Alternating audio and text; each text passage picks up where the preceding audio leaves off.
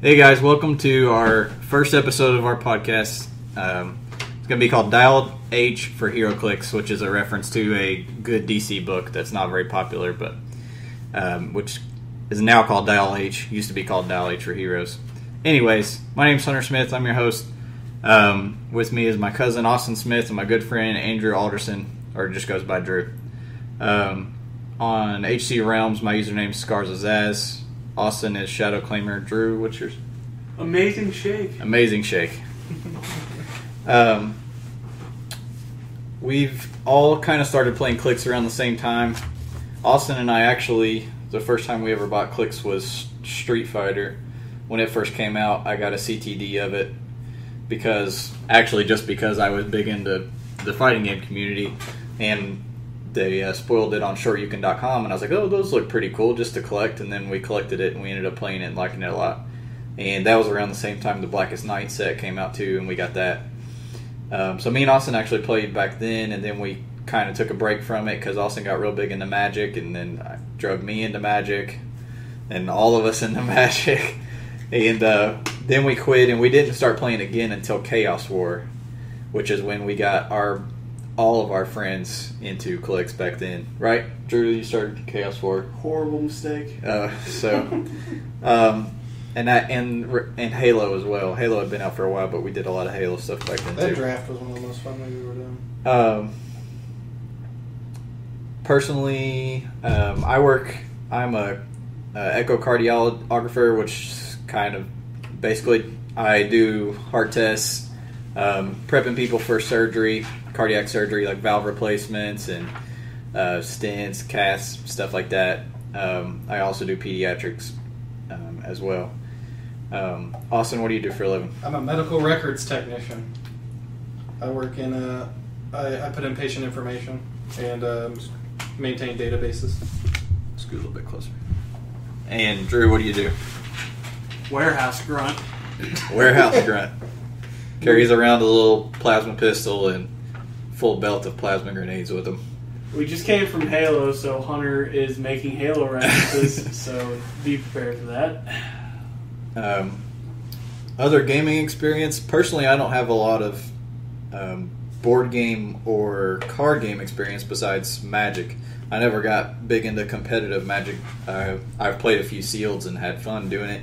We played friendly EDHs all the time. I do love, still to this day, friendly EDH. Friendly.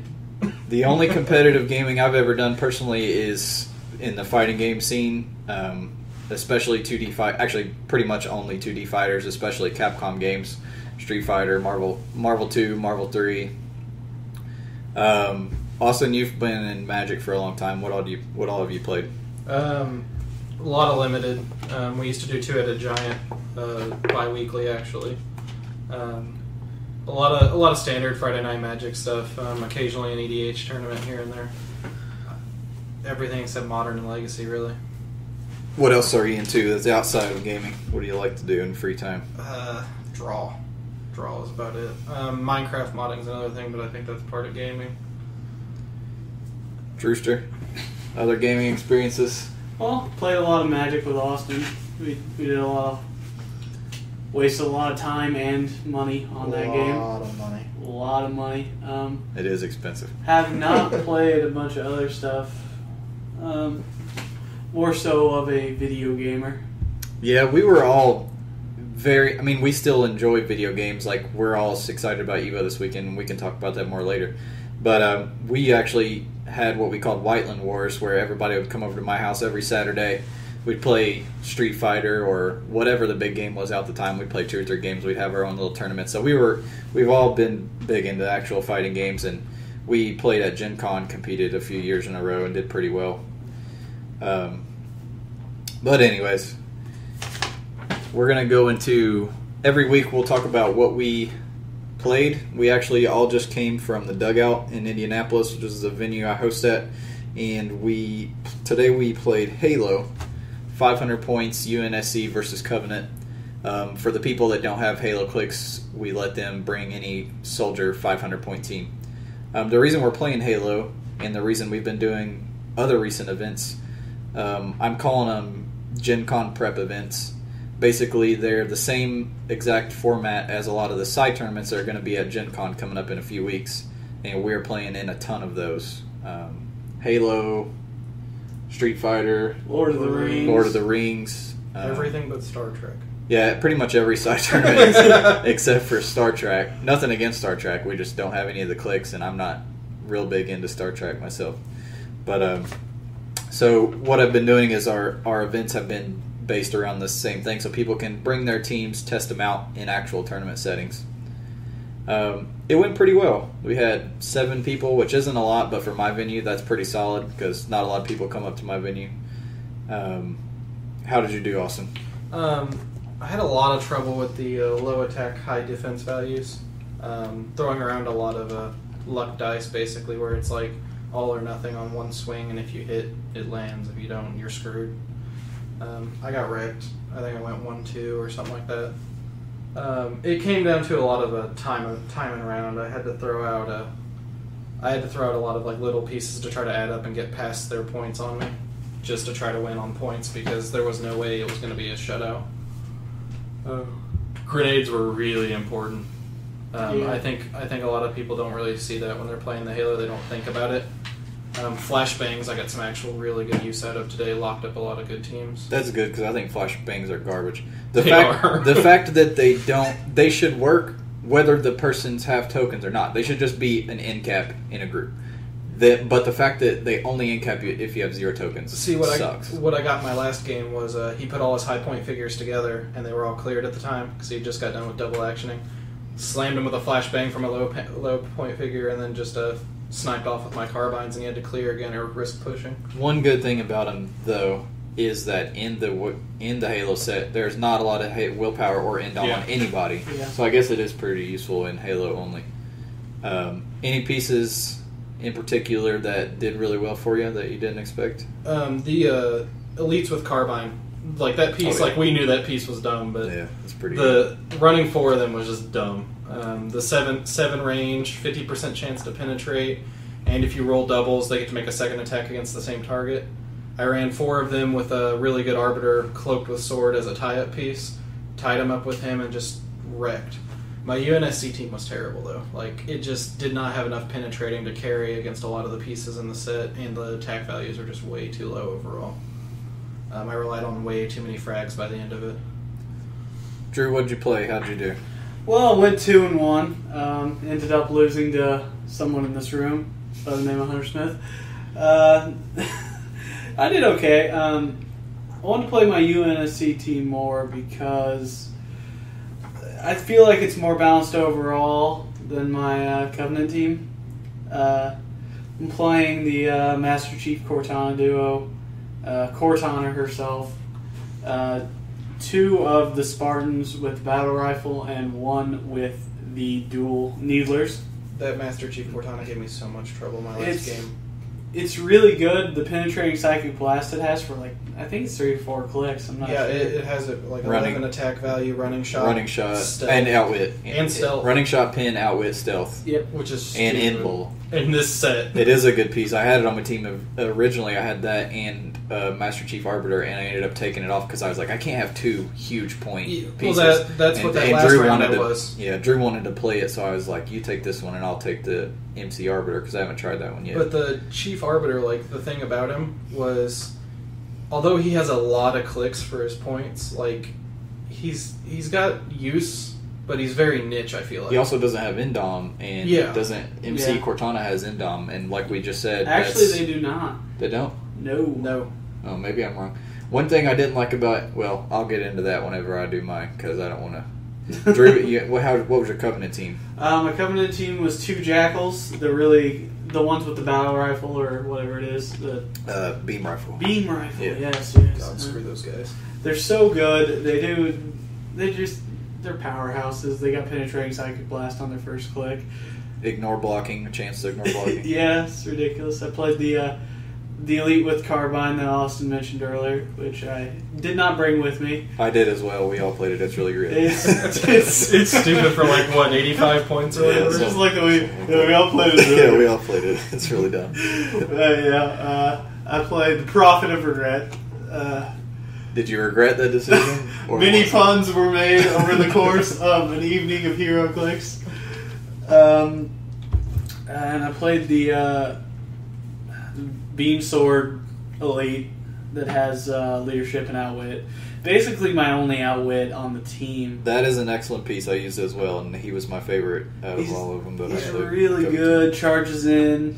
He's so good. We found out that he was just so good. Leadership, outwit, charge blades with an 11 attack, because like Austin said, there's not a lot of high attack values in that set. He Yeah, has an 11. Anything with 11 or, like, I think there's like 112. But he got down to the point where he had, like, flurry and, like, a 9 attack still with 2 damage. That's the best thing. You charge in blades, and you're like, well, now he's open. But when somebody pops him for 2, 3, or 4, he gets pushed on the flurry 10 attack with like 3 or 2, 3 damage, depending on what click he is in. He's like, I can deal with this. I love the cloaked arbiter with sword that I had, because if you roll blades and you hit a 1 to 3, it's penetrating. Yep. And there's a lot of invul in this set. And so like the cloaked chief with the sword is also good. Yeah. So I mean, like, heck, you roll a 4, okay, you're doing 2 damage. If you roll a 3, actually, you're doing 1 extra through an invul. I played Drew's team the last round, his Covenant against my UNSC, and Drew's team was like 6 out of 7 figures were stealthed, and I was mainly ranged except for 1 or 2 pieces. So it was a pain in the butt, but at least UNSC has frags. When you compare the teams, that was the one thing, was grenades on the Covenant kind of gave me some problems, because my team didn't really have except Thermite and Flashbang. Right, that's like all any of them have, and it makes sense because they don't carry frags in the Halo game. But when I compare the two teams, I actually think Covenant is slightly better. The main reason, for one, they have a lot of efficient pieces for their points. But the main reason is their TA. Yeah. Being able to carry possibly 2 that's how I set it up. I had 2 high point cloaked elites. I had the Arbiter with the sword, and I had the elite with the carbine. I had them both set up, and I'd carry my other 2, my 4 carbine ones. So I carried them up, the next turn took shots with them across, and then cleared, moved both the melees up and tied up. And I got energy explosion, then they all took shit. No, I didn't actually, the whole time. See, here was my prevention against that. I took the Jackals up with my Prophet of Regret, and they were stealth, and Hunter couldn't energy explosion them.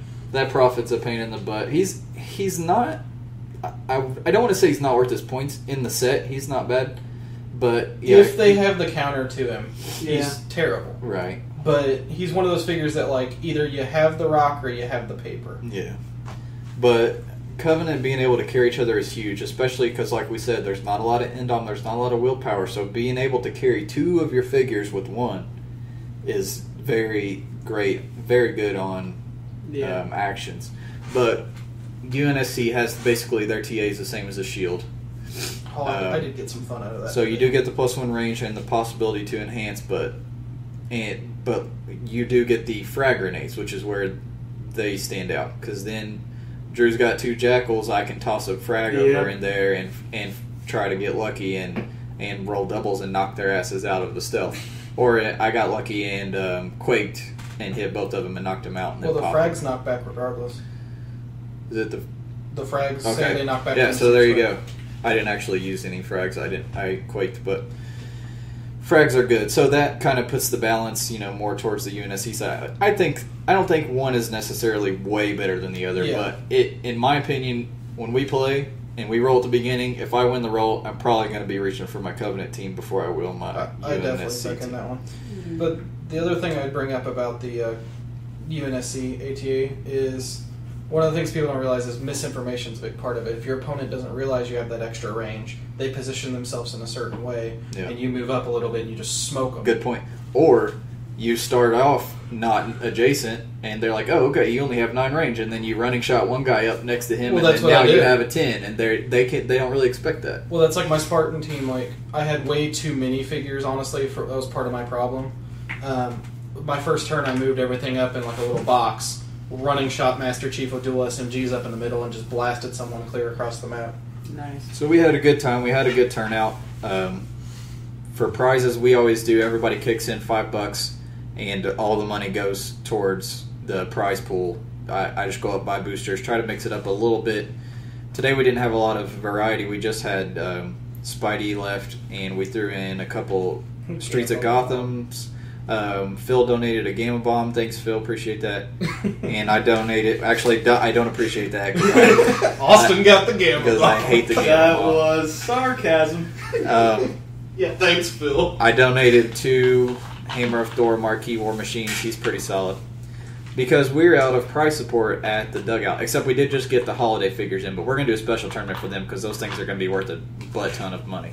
So much money. Do you know that's actually a metric unit of measurement? I hate that. Metric butt ton. I hate that WizKids is really screwing the pooch on giving us prize supports in our OP kits lately because we started late, like months and months behind all the other venues, and yet we are already out of stuff to give out. And I don't even give out that much. Like sometimes I'll just give LEs, and then the next week we'll do items just to make it last longer, and we still are running out fast. Or like he'll throw in gravity feed or freaking... Right. Today, our owner is really, really cool, James McCorder.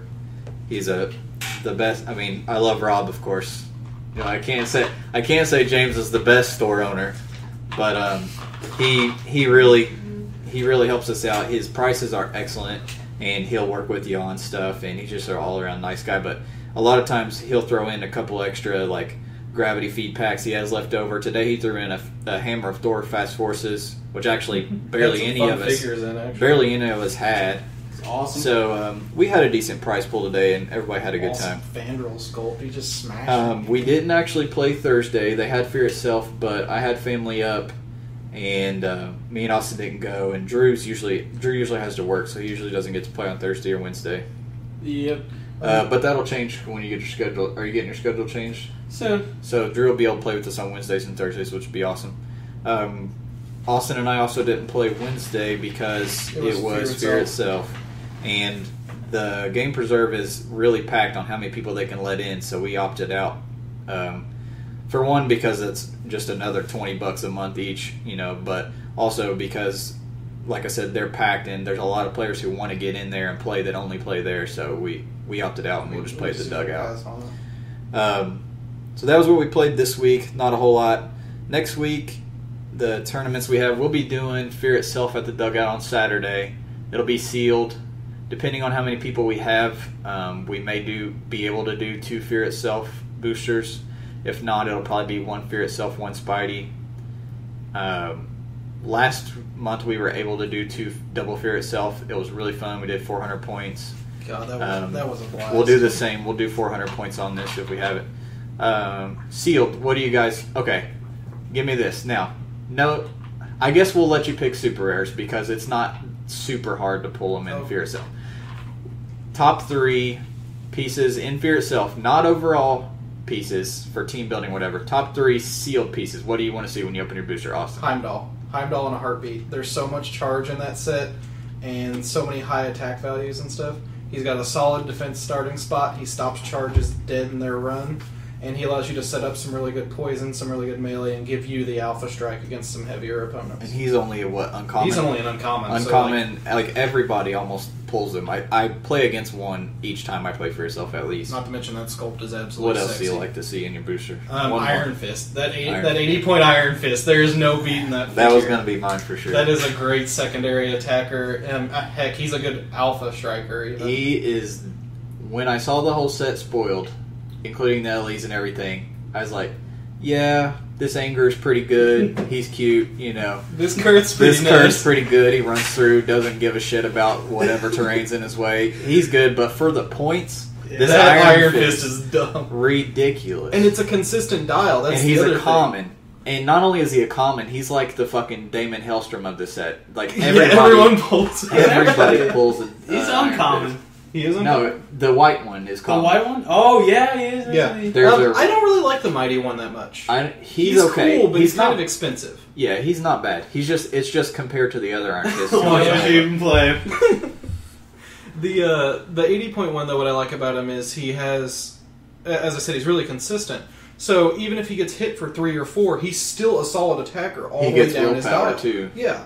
And, like, he has combat reflexes and super senses on his first, 4 clicks or whatever. I don't know. Three And in this set where people are relying on these heavy alphas where they pick up an object and just smash a figure, they have a chance to not even hit him. They run up, they have a higher chance to miss him in melee, and then he has super senses on top of it. So you're just like stacking the odds against him. And actually, I think after he gets hit, I think he gets exploit. Yeah. So even if you do run your Kurth up on me and you hit me, somehow hit my reflexes and super senses, you're going to hit me onto like a 10 attack, 3 exploit, and you're going to be wishing you didn't even try. I'm straight up gay for that figure. Drew, what do you like sealed? Okay. Besides those two. My first figure is going to be Mach. Mach is ridiculous. He gets in, and you can't do anything. What's the point of even playing? Might as well go home, pack up your stuff, get the hell out. He's the Grey Gargoyle that stops the Drew got screwed by Mach last month if you couldn't catch the anger and the butthurt. Mach's really good. If I want to get something out of Mach. What's his trait do? Let's see here. Opposing characters with a lower point value within 4 squares. He costs 240 points, by the way. So there's a lot. Pretty much everybody. Pretty much everybody. Cannot be given can't be given non-free actions if they already have 1 action token. So you know that Indom everyone has in this set. Yeah, Mach kind of counts. That is true. This is like the exact opposite of the Halo set in that regard, where like everything back then didn't have willpower. Yeah. Everything in this set has willpower somewhere. They've been given the Indom. I mean, yeah, attack values have went up in the last couple years, and yeah, defense. All the values have went up, but the amount of figures with Indom now compared to old sets is just ridiculous. And I used to be on the side of thinking that was a good thing because it sped up games. But the more I've been playing with older sets, like the Halo set and stuff like that, it makes you play smarter. It makes you play smarter. It makes you pace. Like, you'll double think. If your guy's clear and he doesn't have a really good option, I'll just leave him clear. Yeah. Instead of, if I had Indom, I'd be like, well, fuck, I might as well go ahead and do this. Well, that's what happened today in my first game. My first game of Halo. My team wasn't doing that great. I didn't have the ability to get through his dampeners, and he had a lot of them. My UNSC team. I was throwing frags and just hoping. Well, what I started doing was taking 1 action, throwing, stopping, because I noticed he kept double actioning and taking his pushing. And he pushed all his figures down to their bottom half. If we had another 5 minutes, I could have picked off some really high point figures and taken that game. But it just literally came down to time, and he had gotten like my 150 point figure out of the way. Give me one more fig, Drew. I got 2 more figs. Sealed base. What do you like? Alright, I got a comment here. Sin is pretty good. Sin is really good. Yeah, Sin. She's got a good outwit. I played against it one time, but I smoked it before it ever did anything. Really? I got lucky. Like, okay, we'll dual slot this. Sin and Raizo Kodo. Because they have the outwits in the set, which are rare. Right. And important because you got to deal with a lot of damage. Everyone has 2 damage dampeners in this set. Everyone. Speedball might as well have Impervious. Because, like, just everyone has it. And my last one, I'll just say Dracula because I want him so badly. Sealed, I definitely, like I said, Iron Fist. I'm gay for Iron Fist to begin with. Like, and literally, if you look at all the Iron Fists that have ever been made, every single one of them is point efficient. Yeah. He is like the most point efficient piece. Him and Cap. I'm so tired of playing against Caps, but they're all so point efficient. Even though there's 600 versions of them, they're always so good. They're undercosted to a massive degree. Iron Fist is really, really point efficient. Let's see, what would be one more common, uncommon, rare that I've played? Have you played the Black Widow from this set yet? I played her one time. She did okay for me, but I wouldn't get excited if I saw it. You know what I mean? Yeah. The Troll. The Troll is very good for his points. Actually, for 25 points, he is an amazing... He could have 1 click, and I don't really give a crap for 25 points. Man. I'll take him for tie-up and block in line of fire. That's what I used him for. And he has super strength and high... He has really high values for 25 points. Yeah. That is actually, strangely enough, that's one of the figures I get most excited when I open my... Strangely enough? I have mine. Doctor Strange. Yeah. I definitely have my other one. And I haven't got to play against him or play with him yet, but it's Tyr. I've been looking at his dial lately. He is a boss. He's pretty good. He's an uncommon, 120 points, charge and 4 exploit with 11 clicks attack. For 120? Yeah. When he has no action tokens, he gets +1 defense. And he modifies the damage value of adjacent friendly characters with the Asgardian keyword, which this is Fear itself, so everybody and their mom has the Asgardian keyword when they make close combat you're attacks. an Asgardian now! So, what you do is play him with a big brick, or somebody of equal value, make them focus on the other person, and then he's like, oh, hey, Anger, I see you charged on my sin. I'm going to come over here and hit you for 4 penetrating, and do it again next turn because I have Indom.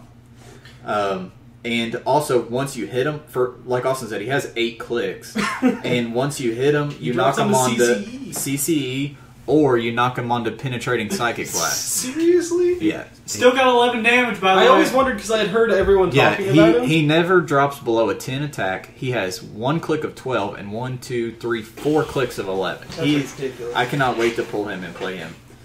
I don't really know shit about him in comics. Honestly, I don't think I've ever read anything with him. But I really want to play him.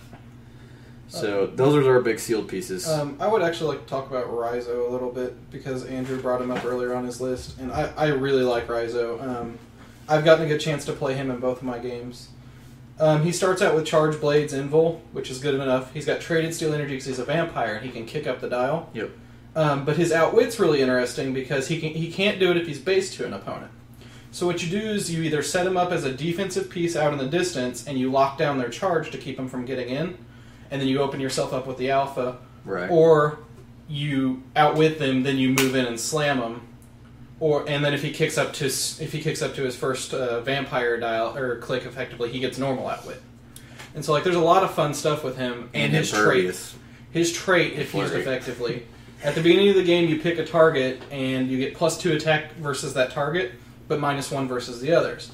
And we brought up the horribly high defense values in this set. Having an outwit and a +2 attack against some people play like big single figures for Fear itself, right? Because they pull that one super rare. Yep, that brick, that Anger. Oh yeah, that Kurth, whatever. And then like most people who are running the typical 300 setup, like we run what 400 at ours, and then because we were doing double Fear itself. Yeah. And if we do Spidey, we might go with 300. Just because it's fast and efficient. Yeah, but. In a normal 300 environment, I could see him being even more potent because he's a good point value. He's got good stats if you use him right. He's a smart piece, and I like him for that reason. And people will be more likely to run one-man army teams. Too. Yeah. Yeah. I haven't played with him, or actually, I did play against him one time. But Ricky has pulled him. Our good friend Ricky, who will hopefully be on with us on a couple of these podcasts. Ricky has pulled him twice now and used him both times, mostly at my discretion or my advice, because he's like, who should I play? And I'm like, Raizo Koto's pretty solid. He's not amazing, but he's pretty good. And every time he plays him, he's like, I shouldn't have played that fucking Raizo Koto. He was horrible for me. And he is definitely harder to use to get the most out of him. Because if you have to get their focus on somebody else in order for him to get in and hit and get on his good stuff. Yeah. But he's like Dracula. Once you get him on his good stuff, he's a powerhouse. He's ridiculous. And he's good because he counters some of the stuff in the set, though. Because there's some outwit in this set, but there's not a lot. Yeah. And outwit is really, really good when you're fighting tentpole teams where they pour all their points in one piece. Which a lot of the people that you run into, like a typical like uncommon clicks player that plays once in a blue moon, they're going to pull the big piece and be like, I'm going to run this. Well, yeah, and you're going to end up running against teams that are built to stop it. Alright, so that's our Fear itself sealed thoughts. Wednesday at Game Preserve is going to be 1,000 points. You only get 5 actions a turn, and everything goes except for vehicles and team bases. Which, at this point, slight off topic, I don't think vehicles are as dumb as what we all originally thought they were going to be. Yeah. Or maybe it's just we've seen how dumb team bases are, and now we're like, okay, vehicles aren't that bad. Because I had some pretty damn good tricks with cop cars that I felt bad after I played them. I was like, this is pretty good. But I don't think it's as good as everybody was scared of. Then again, I haven't played against the Beetle or with it. Having played against the Bug, I will tell you, it's just as dumb as you possibly think. Alright, well, anyways. For this event, you can't play vehicles or team bases. 1,000 point, only 5 actions. I was originally going to play Hobbit when I first heard of this, but then I was like, I was going to try my Lord of the Rings team for Gen Con, because we're playing a 400 point and a 1,000 point. I was like, oh, this would be a good chance to test my 1,000. I was like, wait a minute, 5 actions. All the freaking Lord of the Rings clicks are like 60 points. Like, that's going to really screw me. So, luckily I have 1.5 million figs to test. I have a lot of Colossals I need to test too, and since this is Colossal allowed, I'm definitely going to take the opportunity to test one of them. Yeah. So I'm going to use Onslaught, right? Onslaught is the Xavier. Yeah. Okay, I'm going to use Onslaught at full points with the Gauntlet. Yeah, I'm a dick. But the rest of my team I'm filling out with pretty bad pieces. It's going to be the main core of the Fantastic Four, because Onslaught has the Fantastic Four TA. I'm going to use these 4 Fantastic Four pieces that I haven't got to play yet, or I've only played like once or twice. Onslaught has the Fantastic Four TA? He has like every TA in the freaking game. He's got X-Men, Brotherhood of Mutants, Fantastic Four, and... He has the other X-Men, also Ultimate, where he sees through stealth. Really? Or is that the one that sees through stealth? stealth? No, Ultimate X-Men's -1. Wait, I'm sorry, Ultimate sees through stealth. Yeah. Ultimate X-Men... Why does he have Fantastic Four, though? Like, what in comic history dictates that? Didn't read that issue? I don't know. He knows everything. That's how he has it. He's freaking Professor Xavier. He looks ridiculous. And Magneto. Yeah, he's pretty good. I'm playing him with, like I said, some other Fantastic Four pieces I haven't tried, which I'm playing the lower point version of the Thing from M10. Haven't played him yet. The Invisible Woman from the Chaos War, the FF one that has TK, and when she's adjacent to one friendly and one opposing, she gets to free action heal both 1 click, which is situational but good if you use it strategically. I'm going with my trusty, one of my favorite pieces, the SI-100 Mr. Fantastic. God, that piece is so good. That double perps anybody that shares a keyword with him. Now, unfortunately, that won't count for Onslaught. Because Onslaught doesn't, he only has the armor keyword. But would he be able to normal? Is it can use perplex? He can still use regular perplex. But that means if Onslaught kicks onto the +2 from the Gauntlet, you could at least kick him up to a 3 on something. Right. He also has barrier, which I always get a lot of use out of barrier, especially if I can get the roll and get an indoor map. That's the power I got to start using more. Like I always have it on pieces, and like I see it, and I don't think it's going to be as useful as it would be. And then I'm going to run the Human Torch that I just got. He's an old figure, but the Secret Invasion 103. Human Torch. He did get better with the energy explosion changes. He has running shot, 8 range, 2 bolt, 10 attack, energy explosion. So he'll be useful. So like I said, those pieces aren't as good. So now I don't feel as bad for playing Onslaught with the Gauntlet. And let's just sleep tonight, champ. I'm gonna go up against a lot of power pieces in this thing, anyways. Let's talk about Onslaught for just a second. He has 1 million he has 20 clicks, first of all, including a stop click the end. He has TK at the beginning on his first click, so what I plan on doing is turning the Gauntlet by TKing all my Fantastic Fours around and keeping him in the back, spinning the Gauntlet. I'm going to make the strategy, and then everybody's going to listen and then play counter it for GP. But I'm going to TK everybody around and spin the Gauntlet a few times. And then once my Fantastic Four get their shit slapped, I'm going to run them up there and have fun. He has traded, can't be mind controlled, psychic blasted, or perplexed, or incapped. He has 5 damage, and he goes through a lot of powers. He has psychic blast a lot. He doesn't have move and attack hardly at all. He has a lot of shape change, a lot of prop control, and mind control, which I love. Do love mind control. And then he gets a special outwit called Xavier's Dark Side. When he uses it to counter a standard power, you may counter all other powers with the same color as the chosen power on all opposing characters within 10 squares in line of fire. Jesus. But she's a colossal, so if I'm on an outdoor map, that's like everybody. I want to bring up one of my favorite parts about this dial, though. I'm big on the magic. There's a magic 4 to 5 gap, where if you're playing power pieces, a lot of things hit for 4 to 5 exploit or 4 to 5 whatever. Onslaught at 4 to 5 in kicks straight up to 19 imperv, which is great because they get an alpha on you for 4 or 5 and they think they're knocking you way down your dial to something bad. Yeah, good point. He's going instantly better. And he gets 12 attack. And prob. Yeah. So like he actually starts off bad and then he gets better when he gets hit. Well, see, that's what's great because with this piece I feel like someone would hit you for like 4 or 5, think that they're going to hit you great, follow up with a second attack, but now they're swinging at a 19 imperv and you have prob to slow them down. Right. He also has an attack power called Reality Warp. Once during your turn as a free action, Choose 2 single-base characters within range and line of fire and place them in each other's squares. So if I'm a Colossal, so that means I can shoot while I'm based. You run your Kurth up on me and try to hit me, and you leave your little support piece back away. I'm going to swap their places, and I'm going to Psychic Blast your Kurth now.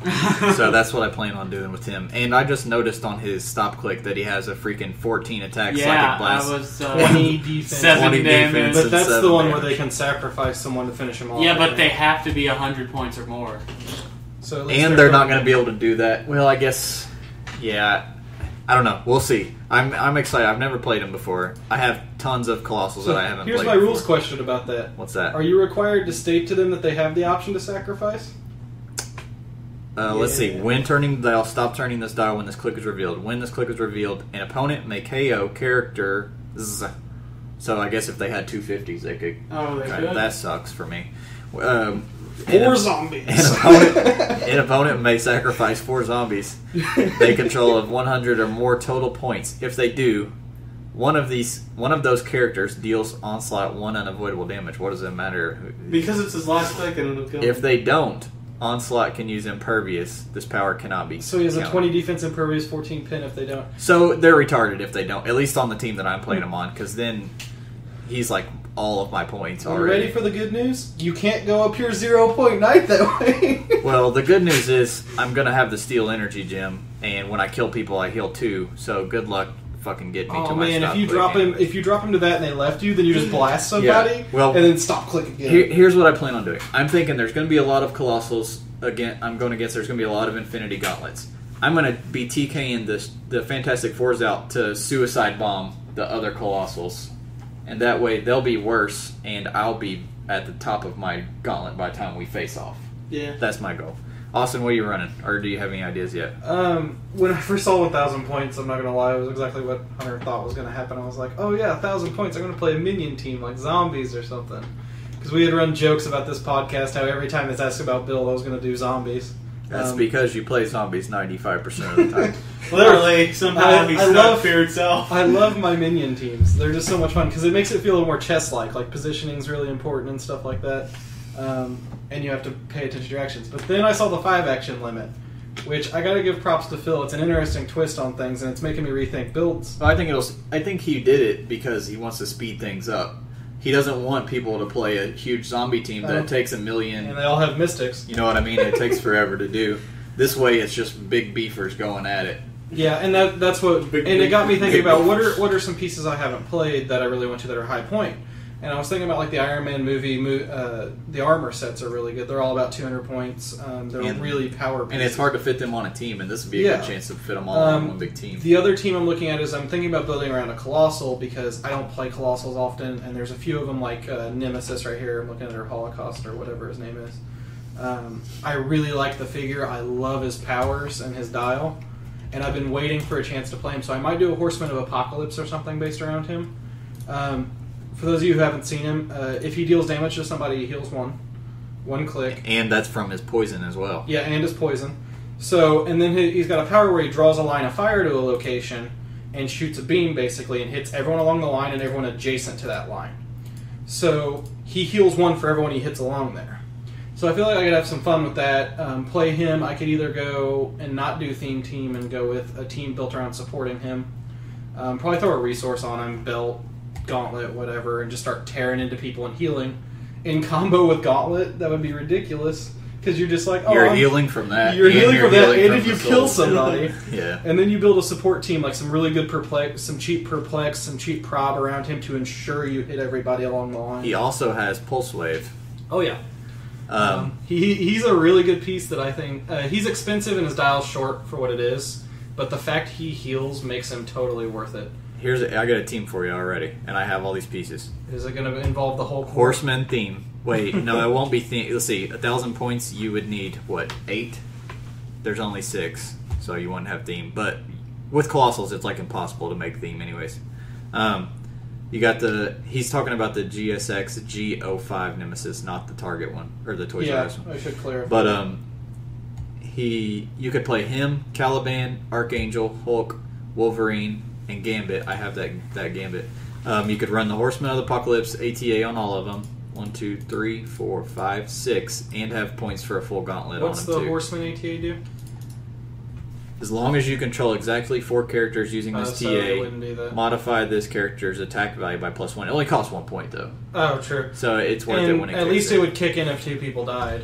Exactly. But it's trying to remember it, I guess, would be the thing. What other keywords does he also have that you could use? He has Exiles, which I don't think has an ATA. No, it doesn't. Armor, I could do something with armor. There's a lot of characters with armor. I'm sure I can find some good support.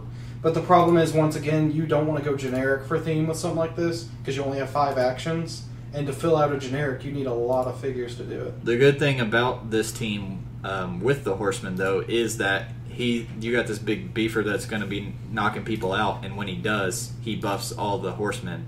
Their traits, they give them +1. Oh, I forgot about that, yeah. So they would kick in. But anyways, so Austin's going to build around Nemesis. That's awesome. I've been wanting to test him out as well. Okay, news this week. A ton of news has come out, actually, and as well as a huge topic that we're probably going to talk about forever. This podcast is probably going to be a long time. I didn't think it was going to be that long, but whatever. We'll sit here and talk, have fun. If it lasts a long time, whatever. First one we're going to talk about, we'll go through these decently quick, is Legion. Spoiler from Wolverine and the X-Men. We're all pretty happy with this piece as far as, I think he's very comic accurate. Yeah. As far as Marvel now.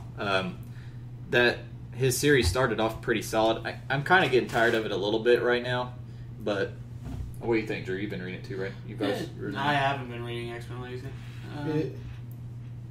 I was going to say, it's on my list. Like, it's something that I want to read eventually, but it's not something that's grabbed me yet. But I do, from what I know about Legion, like, that is a pretty spot-on figure. It's just, the piece itself isn't one I see myself playing. Unless, like, I was building an Age of X team, and I needed a good TKer that had a secondary attacker role.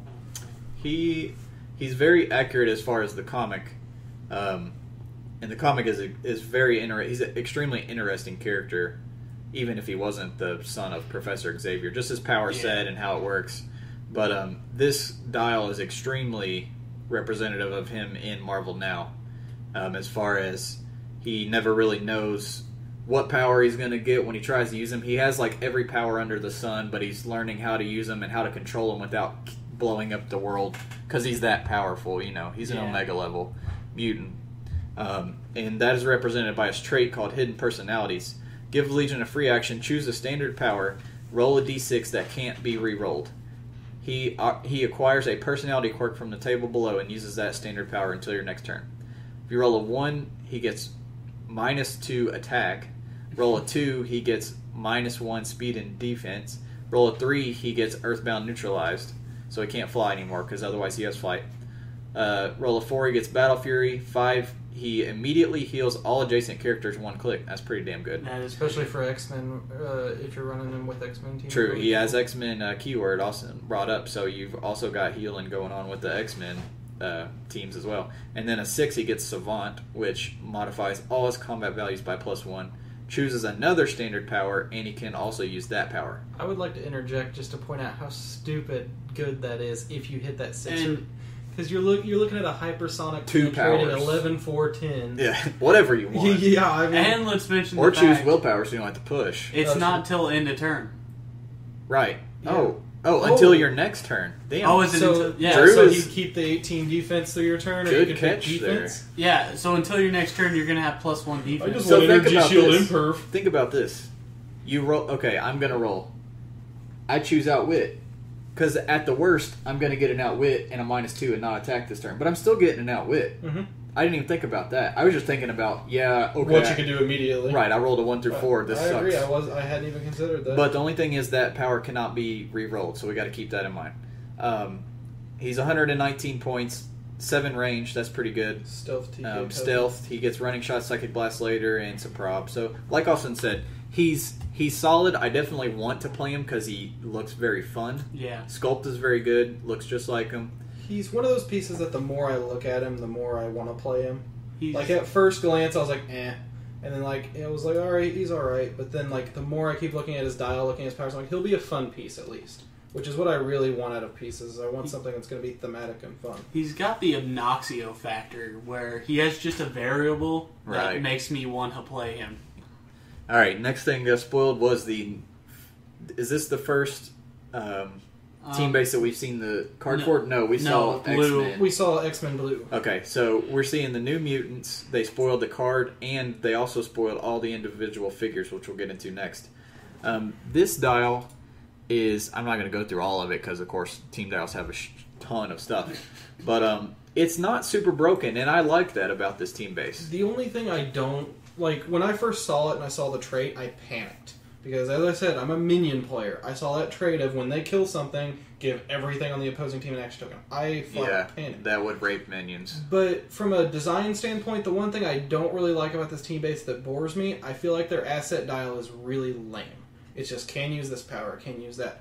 I'm big on like villains for hire style, where each individual one has a special power that gives them something cool. Yeah. I'm not big on like can use energy. That's true. It doesn't have a lot of flavor, but it's also not stupid broken. Yeah, true. And another important thing to point out about this is it's very cheap. This is the cheapest team base. Cheap. This is actually it's actually cheaper than the Outlaws, which only has 3. I mean, look at that. Oh god, I didn't even think about about this that. has 1, 2, 3, 4, 5, 6, 7 characters on it.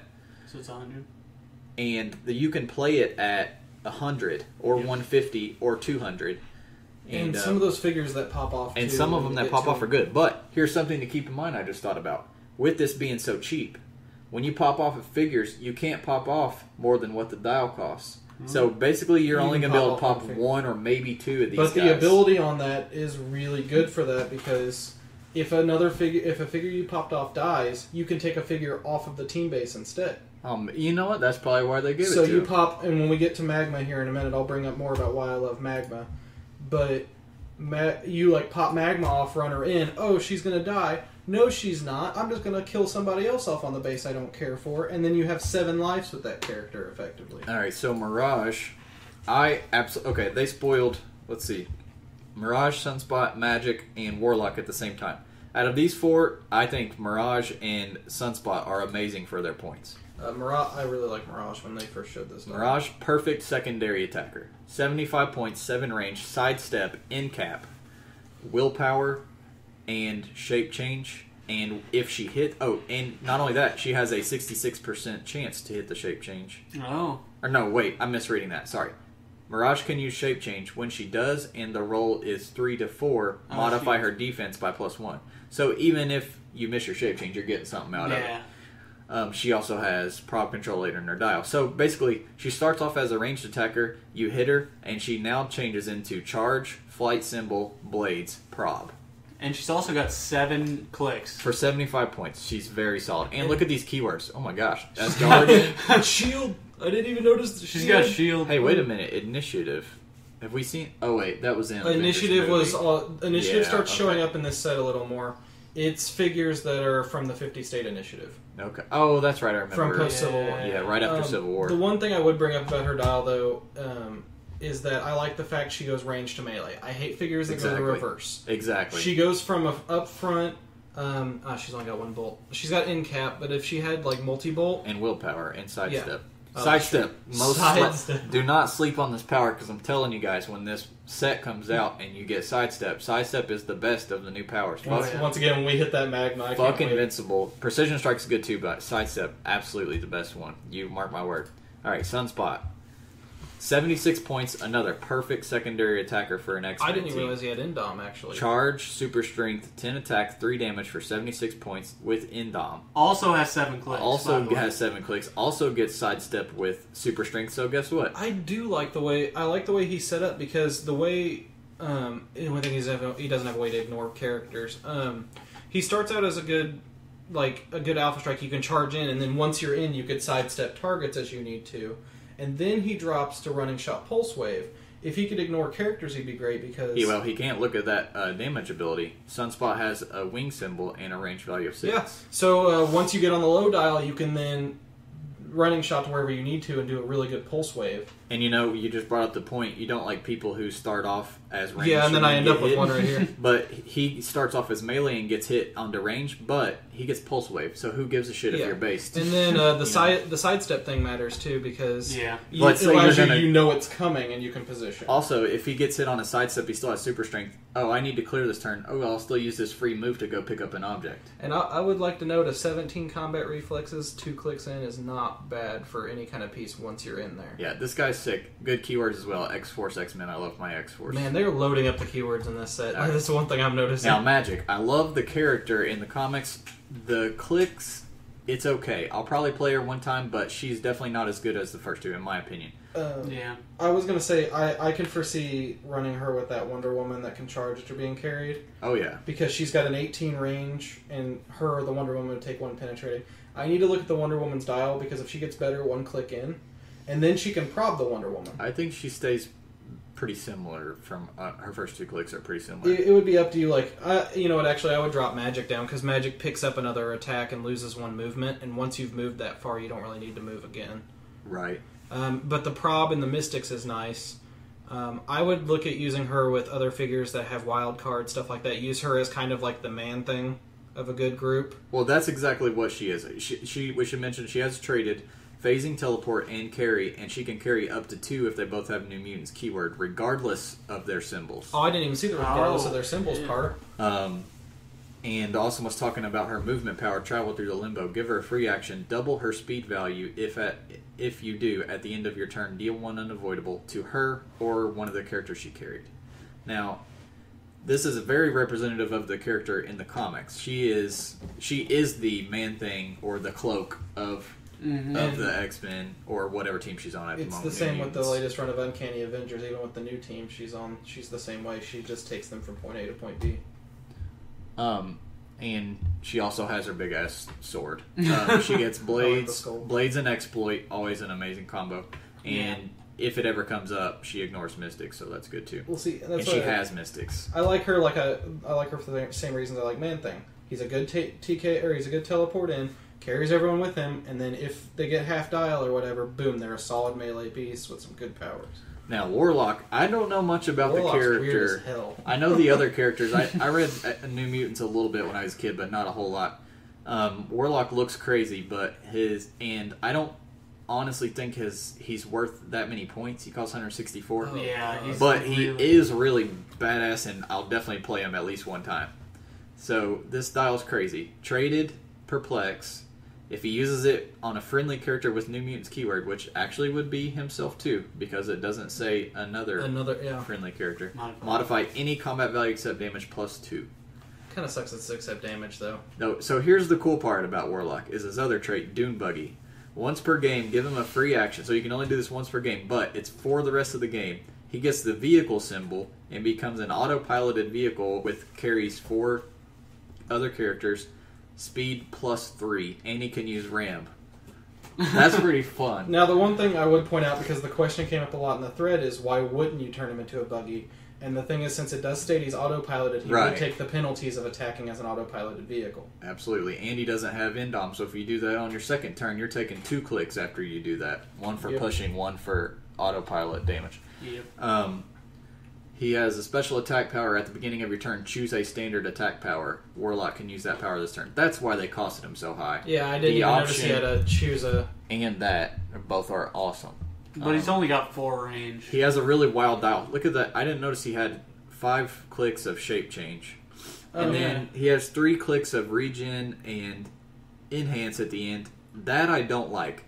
If I don't like enhance on my character at all unless it's at the beginning when I know that I'm going to have it and use it. I don't like somebody to randomly get enhance. I feel like that's a waste of points. I feel like it's an interesting thing though, because then I wouldn't feel like I'm wasting him if I go to regen him and I had people positioned around him. Oh, that's a good point. And he is a taxi, so I mean you are carrying figures, so if he does get blasted, but I don't know why anyone would focus him first necessarily. But he's an expensive-ass taxi at 164 points. Yeah. Especially with having Magic, who we just talked about, who can also taxi 2 people. I mean, she can't. I do have a question. One thing I haven't run into, actually. If you hypersonic carry, it's just normal carry, but they're off the board while you're hypersonicking, right? Correct. Couldn't use standard power as a vehicle, hypersonic, carrier, 3 people, since you can pick any standard power. It was an attack power. Oh, any attack power. Yeah. Okay, that's not as good, but it's still pretty good. Alright. Before we talk about Slate, we'll skip ahead to the other 3 New Mutants. Oh, I can't wait for the third one. Now, these, I don't think I've actually looked at these yet. Cannonball, I do love Cannonball. And he does have the Avengers keyword. That's awesome, because he's in Avengers right now. Hickman's Avengers. I'm gay for Hickman. You guys need to read Hickman's Avengers and New Avengers. Get right on it. I'm a big Fantastic Four fan. He's wrote the best Fantastic Four stories that there ever probably will be. Anyways, he's a flyer, no indom, 92 points. He ignores blocking, which he's a flyer anyway, so that's not as big of a deal. But his defense power gives him toughness, and if he has less than 2 action tokens, he and adjacent friendly characters get an energy shield. And that doesn't have to be keyworded either, so that's the same as Doctor Strange. Yeah. So as long as he doesn't have 2 tokens, he gives you the Doctor Strange. He's a cheaper... And he has a 16 defense, so he'd be sitting at an 18 from range. His damage ability Ignition. When he moves at least 3 squares in a direct path due to his own action, he can use Impervious. And gets +1. And gets +1 damage until your next turn. So you charge in a straight line, you Nova Rocket straight through him. Now the only thing I don't like about him is his attack values dip a lot for a 92 point piece. Yeah, he does. Personally, I don't think he's worth his points. What do you guys think? I'm gonna second that one. I agree. I do love the sculpt though; it looks awesome. Yeah, the sculpt is amazing. I would like to bring up, I do like the way he's set up. He's a very flavorful piece. Like, it's obvious someone at WizKids has a hard-on for X-Men. He's comic accurate. They're doing comic accuracy out the wazoo for these Marvel characters. Which I do like, because I usually bitch. X-Men. My biggest complaint with Heroclix, well, of course we have all have a lot, but my main one is keywords. And I could literally slap somebody for that new static that just came out. But anyway, yeah, they're doing a good job with these figures on keywords so far. I'll give them that. Wolfsbane, I love Wolfsbane, especially in X-Force. Her and Warpath and their whole thing. And God, I love X-Force so much. Yeah, one of these days I'll go on my long rant about how fucking pissed I am that there's no X-Force team base and there's 2 X-Men. And also, here he goes. I don't want to start here. He goes. That'll be a solo podcast. Nah, it'll be a 2-hour long solo podcast. Me and Drew will be sitting over there eating pizza, watching him. Keep an eye out for that coming soon. But her first click is a transition click. She just has shape change, and then basically she turns into a werewolf. Her sculpt is just werewolf Wolfsbane. It's not human form Wolfsbane. She has no indom, but she's only 63 points. Movement ability, charge and flurry. Of course, who doesn't like that? With blades and an 11 attack. Super senses and toughness on defense. She's cute. Battle Fury, so you're ignoring Oh no, shape look change. at the point value. 63 points. I'm liking her. Short dial, though, because think about it. You got to push off that first one, so you're only going to get 5. Technically, it's 5 useful clicks. But the thing I don't like about... I never really have liked the banner clicks, where they have that first click that's different, because it screws with the pacing. You want to have figures you can use right out the gate. You can handle attackers as they come. You don't want to have to take... It might as well say, for the first 2 turns, this figure does nothing. And what she picks up is really, really good, but I don't know if it's enough to negate that banner. I think she's meant to be used with magic, because you can take her along with her. And you can do the 1 damage. Oh, look at this guy coming up with the ideas. That's why we have him here, guys. That's a good one. I didn't even think about that. Yeah, that would be perfect. You teleport in with her, and she's right on Blades and Flurry. If anybody that's listening uses that technique, you have to call it the Drew Alderson. Just so. All right, now this is the figure. This is the figure I'm going to find myself running a lot. I really like this figure for 77 points.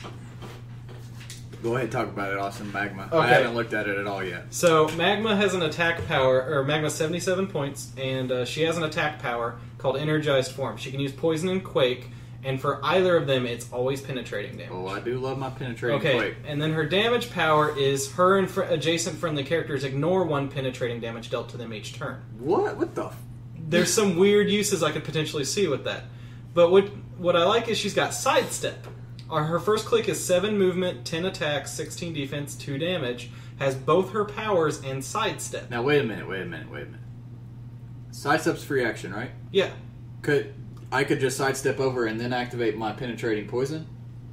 I think you'd have to do it afterwards because poison is beginning of turn. And No. It doesn't matter. At the beginning of your turn, you can choose the the order of your free actions. That's why you can outwit. Yeah, I didn't think about that because I always Alright, technically just give a free action. Drew just broke some. Let's look at real quick. Let's look at the PAC because this is interesting. Let's see if you could sidestep. You can sidestep and then that penetrating just got poison. so much better. I'm pretty sure you can, but let's see. Because I mean, like, I love that piece. It's a great piece for 77 points. I am gonna say I give this. I do like this piece for 77 points. Yep. Not for like in a sealed.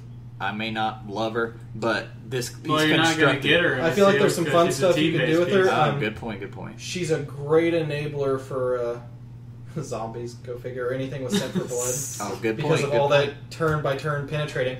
And with sidestep, if you can stack it like that, it's almost guaranteed. Like you're going to be able to move 1 or 2 squares and freaking slam somebody. Buff all your werewolves. And then I'm trying to find something to do with that damage power because there's got to be a trick or something you can play with. Oh, that's what I was going to say.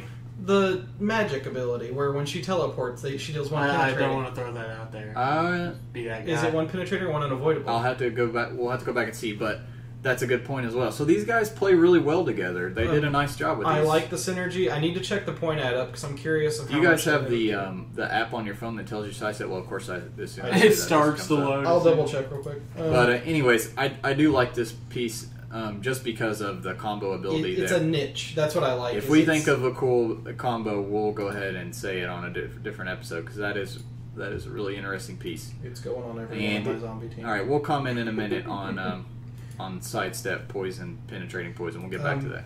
Yeah. All right, real quick. There was one Bioshock Infinite, which I'm actually really excited for. I love Bioshock, especially it's an Bioshock interesting Infinite. Piece too. This is Slate. Now I haven't looked at this either yet. Traded. We honor our fallen. Slate can use poison. Each time a friendly character is KO'd, he may immediately be placed in a square that character occupied when they were removed from the game. So that's pretty good. To bring up, he's 75 points. He's a good melee piece. Willpower. Yeah. Barrier with 18 defense. Barrier with 6 range. Exploit 2. His attack value is a little low at first. Hold on. He drops hold on. down, though. Hold on. This guy's dumb. Yeah, I was. Are you reading this attack power? Yeah. Slate can use Barrier. When he does, after actions resolve, he may use Pulse Wave as a free action as if he occupied the same square as one of the place markers. Yep. What are they thinking? I don't know. It's only it is a 2 pulse wave, but still, that's pretty ridiculous. Got a 6 range. From 6 range, that leaves you at no risk whatsoever because now you're barriered in from retaliation. How many too. barrier targets do you get? Is it or You get 4. 4? So you could go 6 out and then 10 forward, or does it all have to be within your range? No, it all has to be within your range. Okay. But still, you could do that two turns in a row. So technically, you pulse wave out 9 range. Now, because it'd be I 6 should plus note half. they made them silver because they're not stupid. That's really there's going to be combos with this guy too. Freaking TK him out and then let him do that. Oh Lord! I mean, that's a really interesting piece. No, you run them with Kurth. You use the barrier, your pulse wave from, then you Kurth them through a wall. Oh my god. This guy. Alright, I got sidestep here. Give this character a free action. It can move with a locked speed value of 2. So, yes, You could do it. That is. So there you go, kids. And 2 squares, the chances of you not being able to move 2 squares away to hit somebody else is pretty slim. Like they're going to be within 2 squares. I agree. All right. Big announcement that I personally don't care about, but I'm interested in. MageKnight is coming back, which for anybody who doesn't know, you probably know if you listened into a Heroclix podcast. But MageKnight was basically what Heroclix stemmed out of. It's the granddaddy. It's the old great grandfather of Heroclix. That was buried and they left alone and now is back from the dead. I'll let you guys talk more about this because I haven't actually had time to read this yet, but it's my understanding that these are going to have the same dials as they'll have modern. They're all switch dials. clicks. They have a 1 dial that adheres to MageKnight rules, which MageKnight rules are a little different. Awesome. And then they switch clicks onto a second dial that is PAC compatible, which will play with Heroclix and all that stuff. So all these figures will be. I don't think they've stated yet. I assume they'll be Golden Age. That's what I was going to ask. Will they be Golden and Silver Age or? But the one thing that has me excited about them particularly is these are awesome sculpts for sculpt swaps or mods or stuff like that. There's a lot of really weird, really cool looking characters. You get the undead, you get orcs, you get goblins, you get all that fun stuff. And the PAC, it's probably going to there's going to be some fun keywords. I'm sure that they might share some like animal and monster, warrior, soldier, maybe. If they're Golden Age compatible, I could see playing a lot. I of don't these see pieces. why they wouldn't if they're PAC. Yeah, on their PAC side. I'm sure they will be. They've got a couple sculpts on here. If you go to heroclix.com, you can see the images. They look pretty sweet. There's a starter set that comes with the PAC and the MageKnight rules. There's a 24. It's a 24 count brick. There's 25 characters. That's a lot for a CTD. Yeah. There's never more figures than there are in a whole case. Yeah. Very rarely. And 11 commons, 8 uncommons, 5 rare, and 1 chase. I'm going to assume that you're going to always get a chase if you buy a whole CTD. The other thing about the original MageKnight that I'm hoping they follow up with is They might make minions. A lot of minions come from MageKnight sets. Makes sense. So we're looking at a potential lot of really cool Golden Age minion figures for some fun teams. The starter set, campaign starter set, looks the structure of what all's in it looks very familiar, very similar to Lord of the Rings starter set. So that's cool too. I'm not like overly hyped for it, but I'm excited for what it could bring more so than I know what's coming in it. Right. I'm looking forward to more news. All right, we're gonna let Drew talk about this next character because I know Jesus Christ! this character's really sweet. Now I might not be able to make it too big, but there you go. Okay, so Lady Deathstrike, my God, 112 points.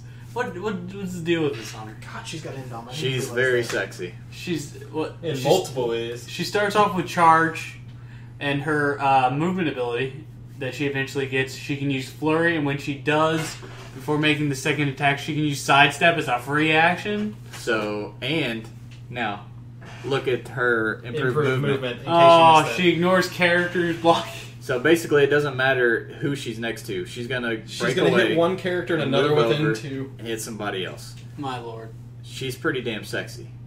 And Drew brought up the point earlier today when we were on the way to our venue. She has T-Bolt's keyword. So let's say you give her Mystics. She has regen on her second click, her fourth click, and her seventh click. So if she gets knocked on any of those, you're regening back up. They knew what they were doing with this piece. And then making them take more Mystics. Now, read her, give us some info on that attack ability too, the Blades. She can use Blades, Claws, Fangs. The result of the D6 roll is below her printed damage. They're also dealt 1 penetrating damage. After. This is in addition to. So you could perp up her damage, Blade, Claws, and Fangs, and do point up, this is after actions resolved. So if you have a figure that has a down dial dampener and starts off without one, like let's say someone starts on super senses, you hit them, you roll a 2 or 3 or whatever is below, right. You knock them down dial onto that dampener, then they take 1 penetrating, they could be right back Well, off it that looks dampener. like her base damage is never higher than a 3, so it's mostly going to be if you roll a 2 or 1. So if you roll a 2 or 1 on her D6 most of the time, you're going to do the 2 or 1, and then 1 penetrating after actions resolved. And that's pretty She sweet. has Indom. And like we said, she ignores everything. Oh, we forgot her trait. Traded Blades, and can't be incapped or mind controlled. So the good parts of Battle Fury she has without the bad parts. She can still be carried. She's really solid. She's expensive, but she's worth her points. I like her use of Precision Strike. I was going to say, yeah. Precision Strike is amazing in this set. With the Flurry second attack. I didn't notice that either. Sidestep, I didn't even, man. And exploit. That third click. That's nasty. The thing about Precision Strike is it triggers on anything. Like there's no specific like criteria. So it can happen off of an exploit, it can happen off a flurry. It doesn't matter what you're doing it with, you're gonna avoid being evaded or whatever and freaking tear right into them. She has a lot of reflexes and exploit weakness as well. Exploit blades always flurry blades exploit, so you got lots of options there. And on top dial, she has, if you base them, she would have a 19 defense with shape change. I would like to point Good the deal. one thing is like with T-Bolt, you could also pick like Ultimate X-Men or something to give her that additional attack if you didn't want to go the Mystics route. True. But overall, like this is a dumb gravity feed piece. Like, you don't see these often. I was just Gravity about to say, They're Hunter, is this a rare, Hunter? Is this a super rare? Is this a super rare, Hunter? Is this a meta piece they designed and grew up there in the rarities? Lady Deathstrike in the Phoenix 5 all of a sudden, Hunter? I don't know that she's meta because she's a Blades piece and she has some random bit. We may be overhyping how good she is, but she is definitely worth her points. We can say that. But a 112 with Thunderbolts alone right there. Thunderbolts does need really good melee attackers. It's got a lot of powerful ranged pieces. I think it's nice to have a really good option like that. Bullseye. So, that's all the news, right, guys? Or am I missing something big that came up? Nothing. Oh no. No big Gen Con announcements happened this week. Oh God, here we go. I don't think I'm going to Gen Con. So, Austin, you've known me for a long time. They're cousins. We're cousins. You know, me and you and our brothers have been thick as thieves since as long as I could remember. When can you say you've honestly seen me get mad? Like mad, like there's no calming me down. I'm actually legitimately mad. Never, right? I think Aaron's pissed you off like once. Well, I maybe think it was maybe the like, tornado thing for the super annoyance factor. oh no! I'm talking about mad. Like I'm gonna kick somebody's ass. Mad. Like seriously, I'm once in ready a to blue fight. moon, I've been seriously like afraid because like you were that mad at a game or something. I don't get mad. When I was a kid, I had bad anger problem, and I kind of tried to deal with it. And really, the best way to deal with it was just to not get mad at all. Like now, I don't. I even when I try to get mad, I can't get mad. But when I somehow rarely do, you better watch the fuck out because I'm on a rampage. Thought she was gonna kill someone. Okay, X-Force teammates. I was Gen Con so moves. mad. No, that's not mad. That's like half. Okay, I was so mad when they made this announcement that I was just steaming. Like my face was red and I wanted to kill someone because of how bullshit this announcement is. Now I should probably talk about it before I sit and talk about how mad I got. So their announcement was there are going to be Battle Royales and there are going to be Battle Grandes. And in the Battle Royales, you will be seated randomly, which means if you come with your 3 friends and you guys want to play together, which is the way it's been forever. I mean, I know 7-8 years ago it was different, or maybe more recent than that, but for the last few years, you bring a group of friends, you play together, you have a good time, and then at the end, you get 1 con added to the pool. What they're saying is it's going to be completely random. You cannot play with your friends at all, unless you play in a grande, which costs Shell you... out the $30 each. Yeah.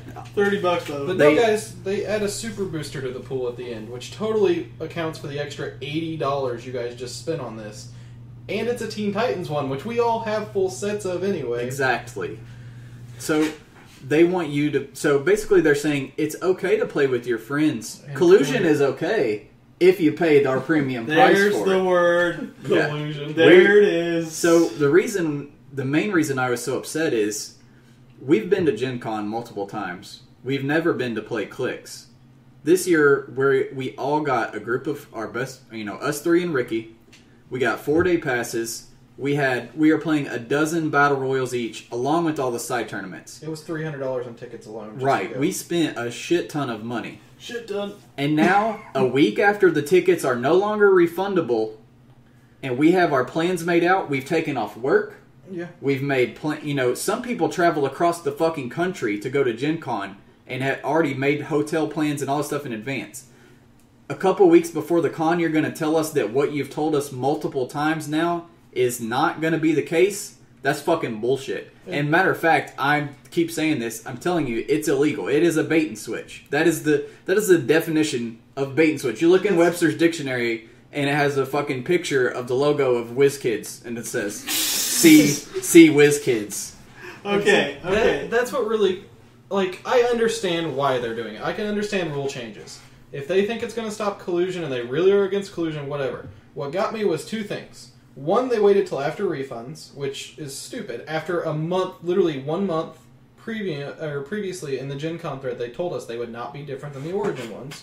And it didn't have it 2, any different on their official website whenever they didn't spoiled the change whole it. thing. But the second thing that got me was it was kind of salt in the wound to announce the Grandes. Because it was saying, we don't want you to team up and just buy the con exclusives from us. But then all of a sudden, it's okay if you're paying way more for them. Exactly. I should explain the Grandes a little more.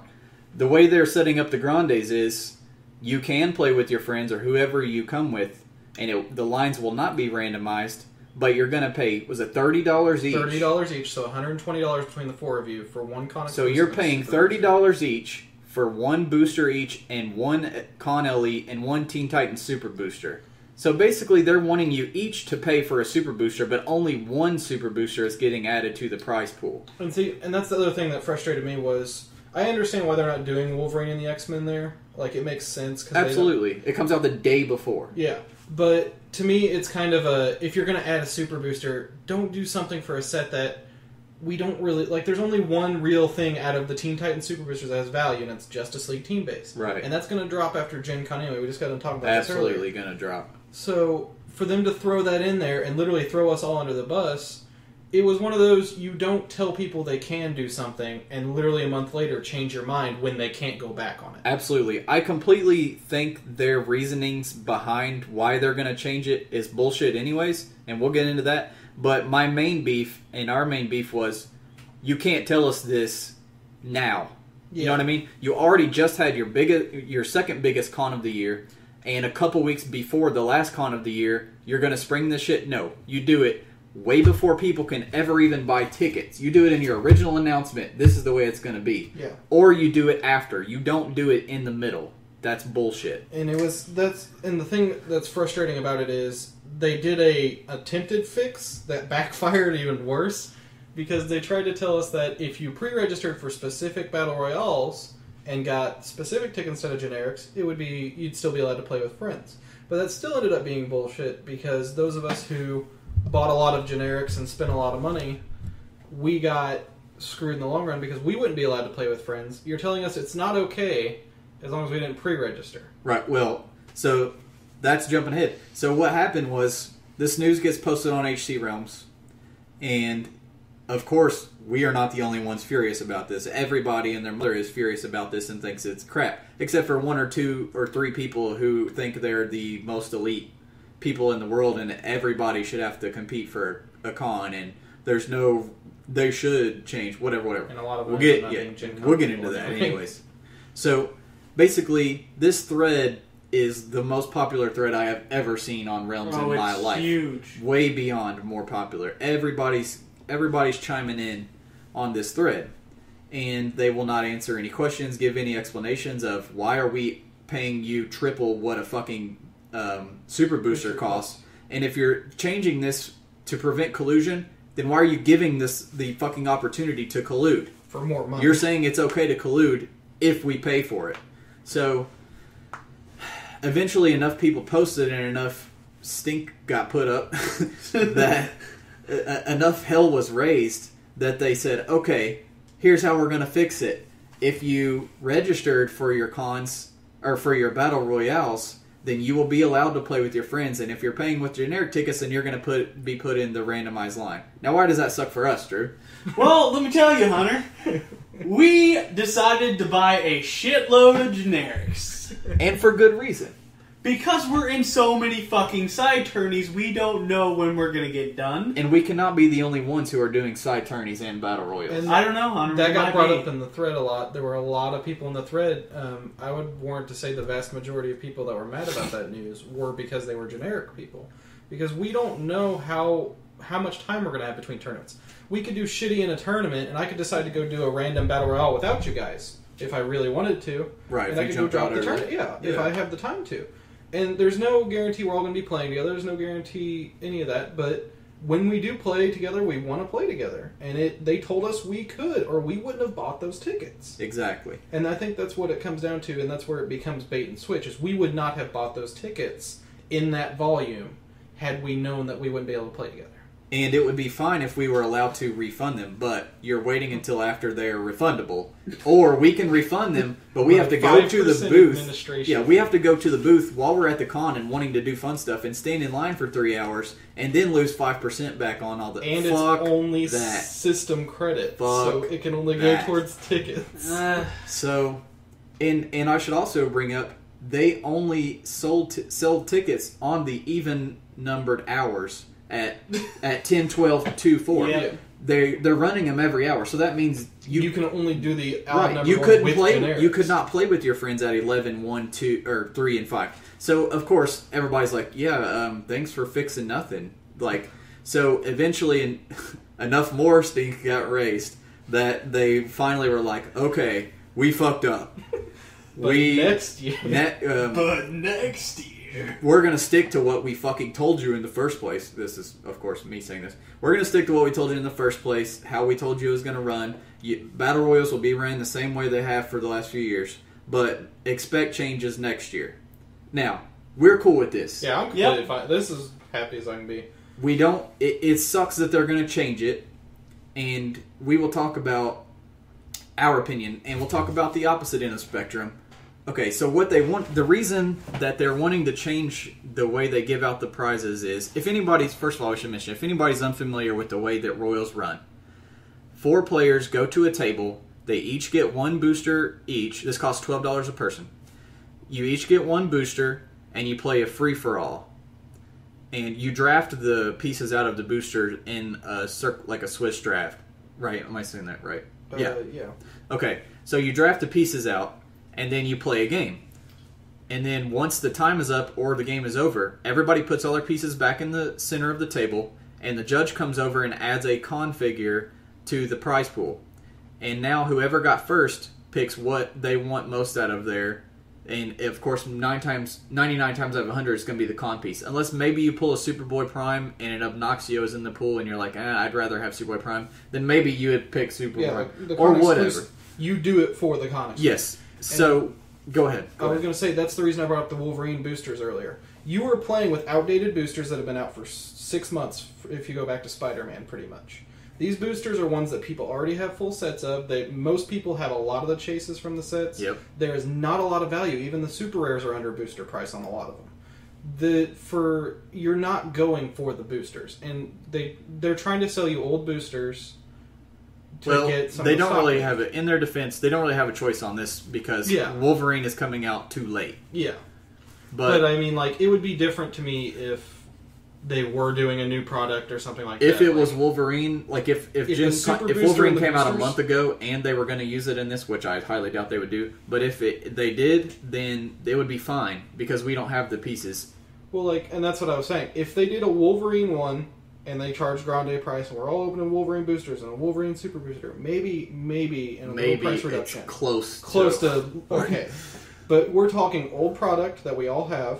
We're talking old chases that aren't running good prices, except for Prime, of course, and a super booster that is going to be under its $20 value, almost guaranteed, except for like 1 or 2 of the pieces out of it. Or you pull a Gen 13, which I love Gen 13, but nobody else cares for those books, or just don't know what they are, and you're going to be lucky to get $10 out of that freaking thing. Yeah, and it screws the price. So when you bring up the way that we're going to run it, all 4 what we were doing, we're playing a dozen with 4 guys, and we are pooling all the figures. So every time we play, we get 1 con.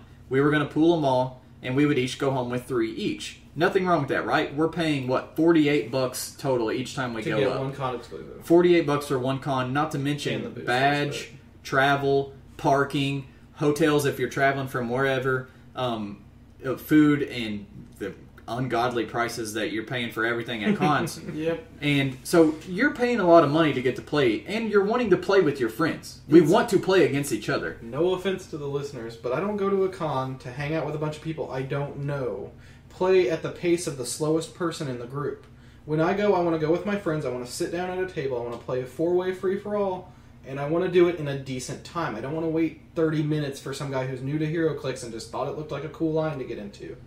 Well, yeah, and I don't have a beef with that. Some people want that, and that's fine. The good thing about Battle Royals was it was kind of for everybody. Yeah. You know what I mean?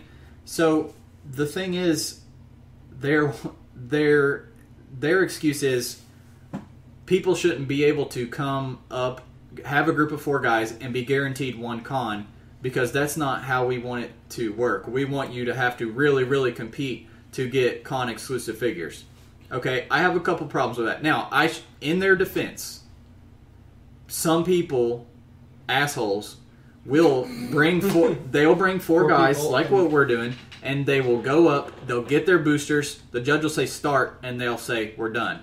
And I would take. Let's say we're deciding that I was going to win. I would take 1. Drew would take the next piece. I'll take the next piece. We draft our things, and we get back in line to wait to be seated at another table. And they would run. They'd pay $48, but there's not that many people that do that. A. B. They're paying a lot of money to do that. Yeah.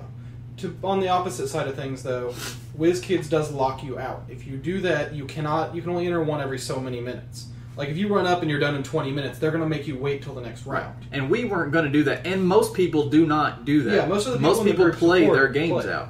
we'll play a little faster than usual because it's only 1 hour. It's only 1 hour. Anyway. We're going to go out and we're going to have fun, and we're not going to be super, oh shit, I should have used this perplex on this instead of that. Can I take that? We're going to just go out and have fun, but we're going to play a legit game. Yeah. We're not going to say, okay, we're done. Screw you guys, I'm winning this crap. Yeah, we're going to try to play and have fun. So, pay $12 to lose. We're in the majority in that aspect, okay? So what they're saying is we don't want people to be able to do this. So from now on, Battle Royale is going to be completely randomized. Now, another reason that was coming up every now and then was people would bring a group of, say, 3 guys, and then they would get seated, and then one guy comes up by himself to play, and he's now going to get put out first because those 3 are going to gang up on him. Now, that I have no problem with, and I understand. The way they should have done it is, if you have a team of 4... And a line of random. A line of 4... Even a line of 2 if you wanted, and you could have 2 guys, like say me and you go separate, and there's 2 other guys that go separate. You could compete 2 on 2. That's how they used to do it back in the day. But anyways, or you could have a random line and say, okay, you're here random, you go to table A with the rest of the random people. Oh, you 4 guys are here together, you go to table C by yourself. Okay, but the problem with that is what we just said. They think that you should have to ultra compete for these prizes. Here's my beef. Or go ahead. I was going to say, this is where it gets me. If it was meant to be an ultra-competitive atmosphere, we had to have pre-registered. They should have had the tables assigned, and you should have all the names locked in and everything. If you're going to have that big of a prize available, and you want your players to compete for it, it needs to be a competition. Here's my thoughts. When I go to play a competitive event, I'm going to be playing Worlds. If I'm there to play competitive and I'm there to compete, I'm going to be competing. Battle Royales are for fun. I mean, when you hear the word Battle Royale, you think craziness, fun, all out, balls to the walls. Super Booster Royale or whatever. Just going crazy. That's not what a Battle Royale is. So you either give figures during Battle Royals that you only get during Battle Royals, and then on the competitive cons, maybe there's 3 that you only can get from competitive. Yeah. Do something like that. But there's nothing wrong with giving good prizes for Battle Royals. You're paying a lot of money. But here's the other funny thing about it. They say they make these prizes out to be such a big deal, and they're almost setting the prices themselves by doing this.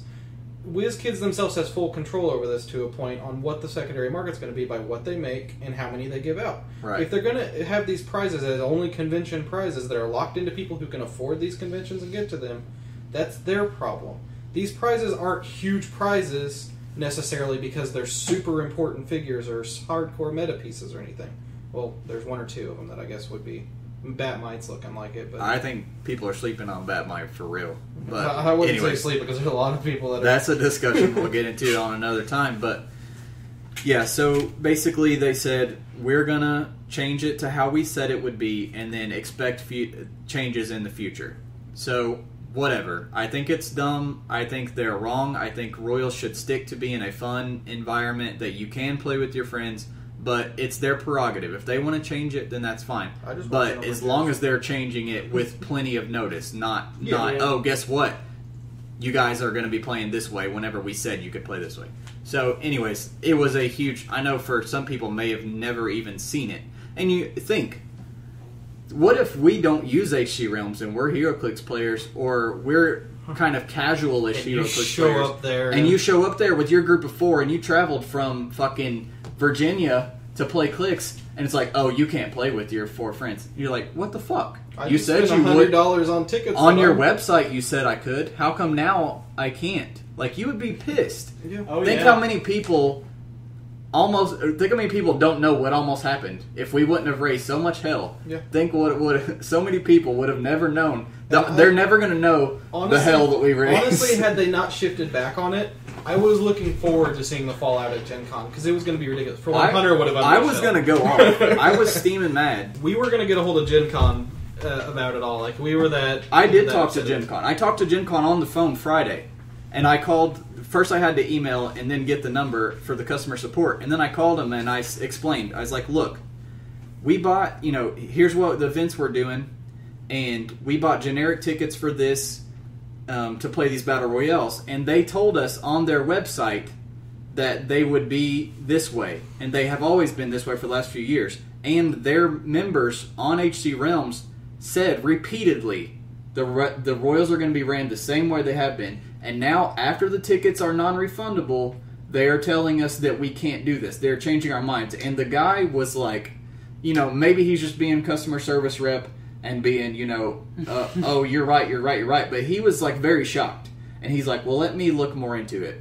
And he's like, and then he comes back 5 minutes later, 3 or 4 minutes later. And he's like, well, I talked to my supervisor, and they are very, very upset at what you're saying. And apparently we've been getting some other calls and emails in about this over the last couple of days. So. And he's like, there's nothing I can tell you right now other than you can exchange those, but it would be at a loss of 5%, and you'd have to do it here at the con.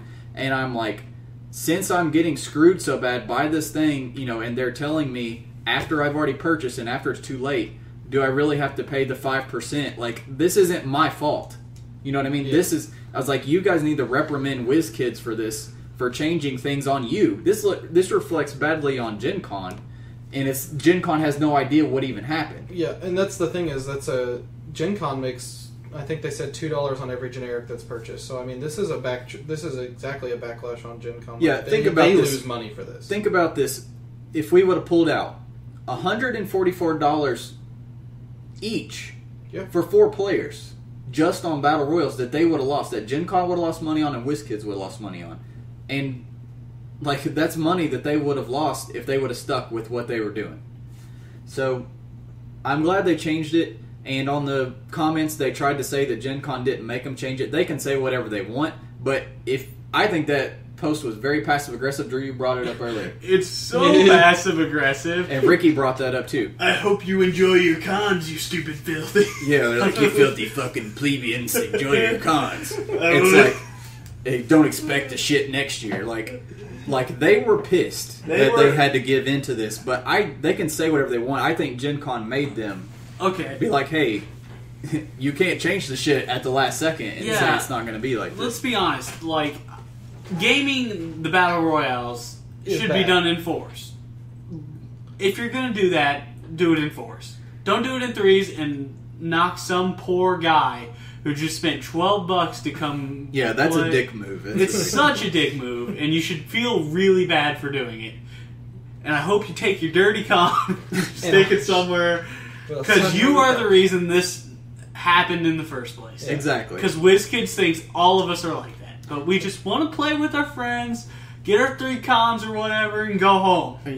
There was a guy that kept bringing this up on the forums, and nobody was really listening to him or understanding what he was saying, taking his side, but I totally took his side. He kept saying, if you think that these changes are going to stop collusion, you're wrong. In fact, there's going to be just as much, if not more. And everybody staggered in line. Yeah, we would have done. Everybody was like, well, how was that going to happen? What's that going to happen? And I'm like, I took his back. I'm like, look, in our case, it's absolutely the case. Oh yeah, we were going to go all together, have a full table of 4. Nobody was going to get hurt. Nobody's getting fucked. Sounds like a hostage.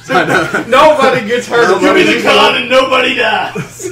But so now what you've done is you're splitting us up. We're bound to get put 2 of us at the same table a few times. Now we're going to compete and butt fuck 2 other people singular.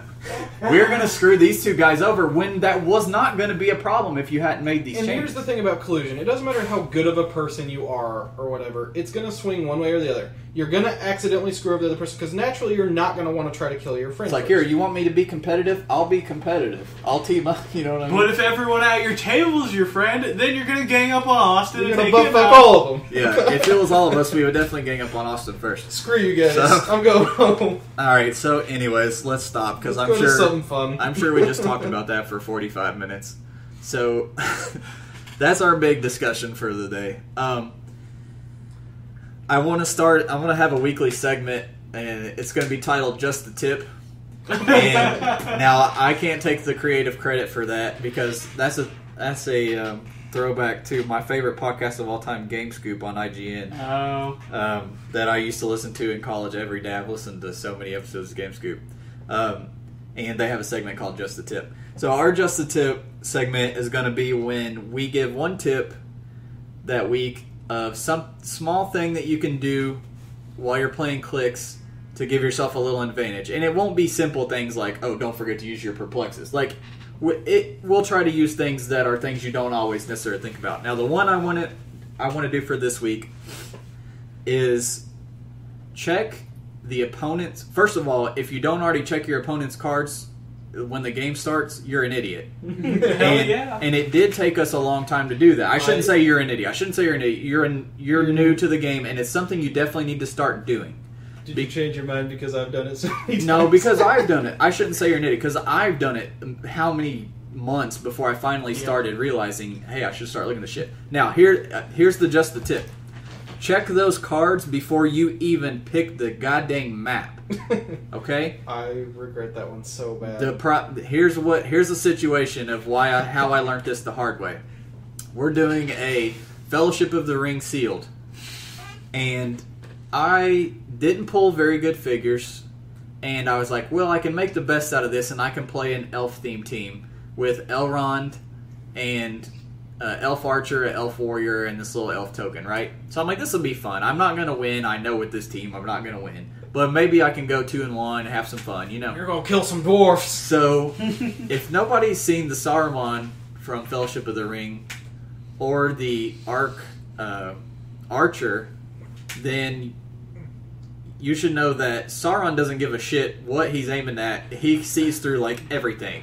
I mean, he doesn't see through characters. That's one thing to know. Yeah. And I did end up using that to my advantage. But he doesn't see... He sees through basically everything else. Elevated and blocking, I think. And the Archer ignores elevated... I think just elevated. So, my thoughts was when I see my opponent's team, I'm like, okay, he's got Saruman, a couple archers, and Gimli. And I was like, and my team is all melee, pretty much. So I'm going to pick this map that... It was one of the Fellowship of the Ring maps that they gave us. That is basically... It's the scene from the first Lord of the Rings. Where they're up on the, like, cliff top, kind of like... With the campfire, and they get attacked for the first time by the riders, by the Nazgul. Spoiler alert, gosh, I haven't seen that movie. Yeah, if you haven't seen that movie. Anyways. Frodo gets stabbed! The reason I picked that map is because... You both start out, and basically there's nowhere to go on this map except to climb all the 3 levels and fight on top of the cliff, the mountaintop. I'm like, he can't shoot me because he won't be able to see me until he gets to level 3 also. And then by that point, it's going to be a melee match, and it's to my advantage. So, of course, I won the map roll. I won the map roll because I have an elf theme team, right? It gives me +4 at the time. Yeah. So, of course, I won the map roll, and I was like, I'm going to pick this map because now he... can't shoot me, and I can get in melee range. And then we pick the map, and we set our characters down, and I read Saruman's card, and I'm like, shit. Fuck. Like I would like to state, whenever we get around to talking about Lord of the Rings and the Gen Con stuff more, that Saruman and those archers are my whole team build for that. That Saruman. Here we go. Here we fucking go. It's good because it's about time we got to get Saruman because the Lord of the Rings and the Hobbit one weren't all that great, honestly. Yeah. They weren't bad. The Lord of the Rings was not bad, but this one is this one's a ball. Exponentially better. Just don't let him get hit. Especially within the Lord of the Rings set. So, of course, we climb up the freaking to the level 3, and the whole time I'm getting pot-shotted by fucking... First of all, he gets to mind control you, and then the orc just gets to shoot you. So I took so much damage just getting to him. So that's our just a tip for this week is check the cards before you choose map. Look at, do they ignore certain terrain? Do they ignore blocking on movement? Let's say you were going to play a good enclosed map to try to slow them down, or like you have a melee team and you're worried about them getting to you fast and you want to worry about, pay attention to what they ignore, especially terrain-wise. I would like to... Can I throw my 2 examples in? Yeah, sure. The horrible times I've run into this. The one that you guys know best, I super raged against my brother because I derped and didn't think about Nightmare. For those of you who are unaware, if you go first, all your characters have -2 attack if Nightmare is on the board. I knew what Nightmare did. I knew about the figure. Yeah. I forgot about him because I didn't check his card. And then the other example was actually against Hunter. I had a zombie team, and I set up against Swamp Thing. Swamp Thing's ability basically lets him do like 1 penetrating to someone if they're on hindering within so many squares. You remember that game, don't you? Oh, yeah. So, being the genius I am, not checking Hunter's cards beforehand, I'm thinking Swamp Thing, I bet he has something to do with water. So, I pick a map without any water. I pick a park that's covered in hindering. Actually, I picked that map. Oh, was it you? Yeah, I brought that map with me. Okay. But yeah, that's a good example of... You need to check cards because, like, I positioned myself not thinking about it. You moved right up the middle there and just started slamming my big support piece for my zombies. And then it was a mess. Like, it cost me the game. And there's been a lot of times I've played on maps that have cost me the game because I didn't check cards beforehand. A lot of times, especially with sharpshooter, with just little things that you can miss that are really important, like especially with the new energy explosion, like sharpshooter energy explosion, you could position yourself wrong, get completely blasted out because you did not check the card and realize they had it ahead of time. I've got one. Uh-oh. This was back when I first started. Played on the Doctor Strange Mansion map, remember it? I like that map a Yeah. lot. I was up against my friend Aaron, who's Austin's brother, and he was playing Worldbreaker from M10. I remember that. Oh my gosh. And I didn't know he could go through fucking walls. Worldbreaker doesn't He give two does shits what he about wants. anything. And he slapped my shit. I think that's an understatement. Worldbreaker's known to slap a little shit in his day. Alright, so we can go over some other things too, like what's going on with us right now. We don't have to only talk about clicks. Let's talk about what else we're interested in just for a short while. What are you guys reading right now in the way of comics? I've been big into setting up for DC's Trinity War.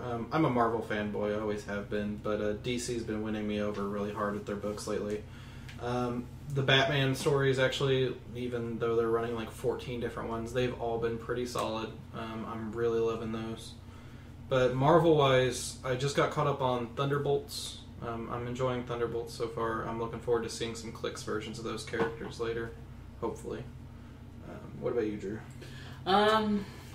Nothing. I mean, I've been reading Red Justice League 22 Jokes on recently. you, I can't even read. Yeah, pretty much. I don't know how I even play Heroclix. It's a miracle. I'm like the Helen Keller of Heroclix. Do just the tip. Learn to read before you read their cards. This is true.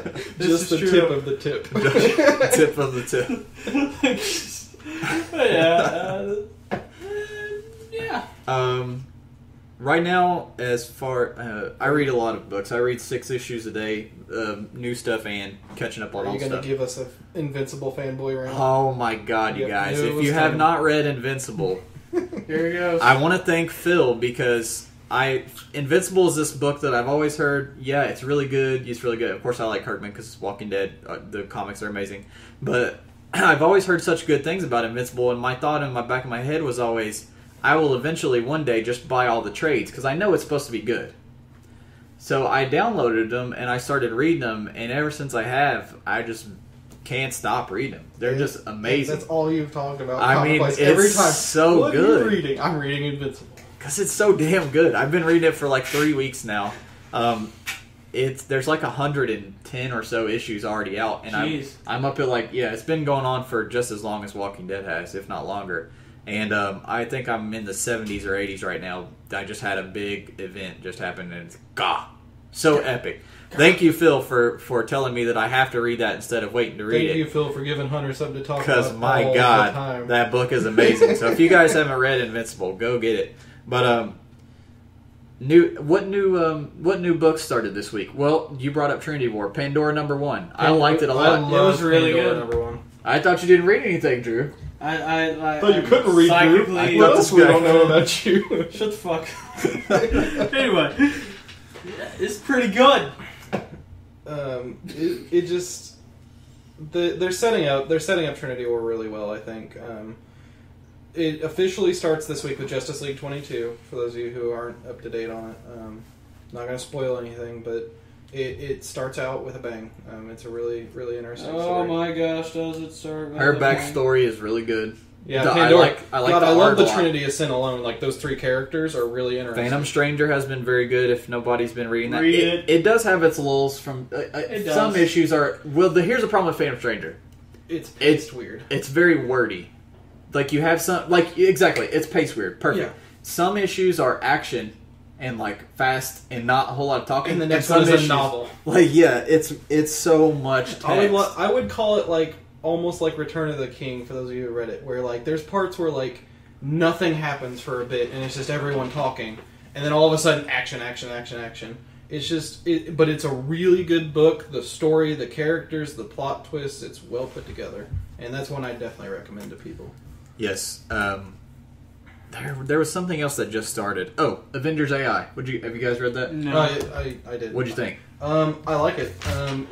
I am very like hard against like more Avengers books named Avengers something or something Avengers. There's already Absolutely. way too damn many of them. We have way too many. And I'm sure if these characters ever get made into cliques, they're all just going to have Avengers, and you're going to have your choice of any number of ATAs to throw on them and stuff. But Avengers. yeah. Young Avengers.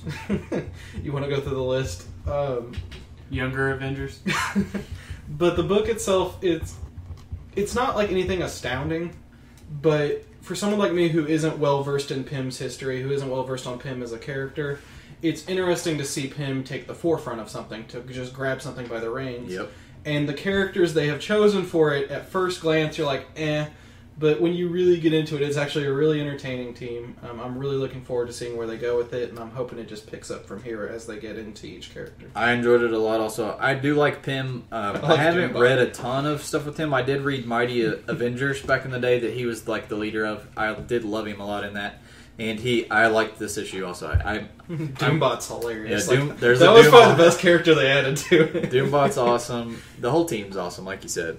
So that's a good series. And it's a bunch of new characters. I think that's what I like. There's like, Vision, of course, but for the most part, like these are characters I haven't seen a lot, even if reading across the universe. So it's and nice. even Vision, he hasn't been around forever. Yeah. I mean, well, no, I shouldn't say forever, but compared like 90s and early 2000s, like Ricky, compared I'm sure to Ricky most can tell of you, the Avengers team, Vision is in like everything, and like the last year or two, he hasn't been in anything, and it explains why.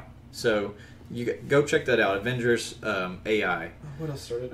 Superior Foes of Spider-Man. I haven't read Oh it yet. yes, that's one. You haven't read it yet? No, I haven't Okay, read I it. won't spoil it for you, but I did like it, and the art is very good. The art feels very Spidey-ish. The whole story feels very I've very heard a lot about classic, it. very classic, amazing old school Spider-Man. I've heard a bit about it and how it's like. And the villains are ones you don't see. They're yeah, not. and I like that. It's not the popular ones. Yeah.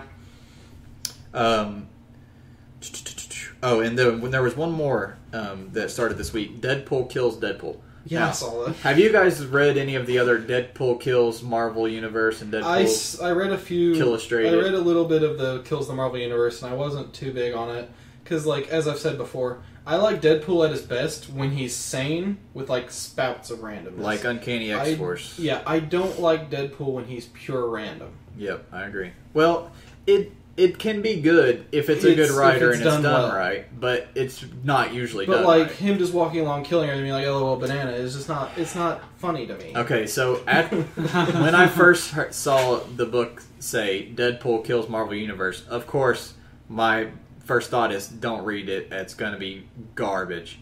And for some reason, eventually I was like, I think I'm going to read it. And it was absolute garbage. Do not read Deadpool Kills Marvel Universe. Do not read Deadpool Illustrated, which is actually an interesting idea. What happens in that is he goes back in time of basically the literary universe of where all comic stories really stem from, like Moby Dick and Prince of Thieves and stuff like that. And he goes through and kills all the characters and like tries to kill. Basically, he's trying to kill himself, but he can't. So he's trying to kill the way he was created. It's really complicated and layered. It's an interesting idea, but it's horribly written. What's got me interested in Deadpool Kills Deadpool is it harkens back to World War Hulks, where Hulkpool is going back in time to try to kill Deadpool. Yeah. Even though Bob's trying to explain to him, you can't do this. But Deadpool Kills Deadpool wasn't half bad. It wasn't amazing, but it was definitely better than Deadpool Kills Marvel Universe and Deadpool Kills Straight, which actually, I shouldn't say that because that doesn't tell you anything because they were god-awful like I just said. But it's not bad. If you're a big Deadpool fan, I'd recommend at least trying the first issue and seeing what you think. While we're talking about comics, one thing I'd like to bring up that I think would be fun on the podcast, we should take a look at a comic we're reading this week, and we should bring up a character we think would be cool in Clicks to keep it on. Absolutely. Just trying to think like through. Trying to think of a good example of one. Like, I mean, with Thunderbolts, you have a lot of... Thunderbolts is what I've been reading a lot. They've all been clicks. They've all been clicks, but I feel like... And pretty recent. Well, Flash decently. Thompson got... yes, absolutely. Good point. Flash Thompson's one of them that hasn't got a straightforward one. He got a con exclusive for, like, S.H.I.E.L.D. Government.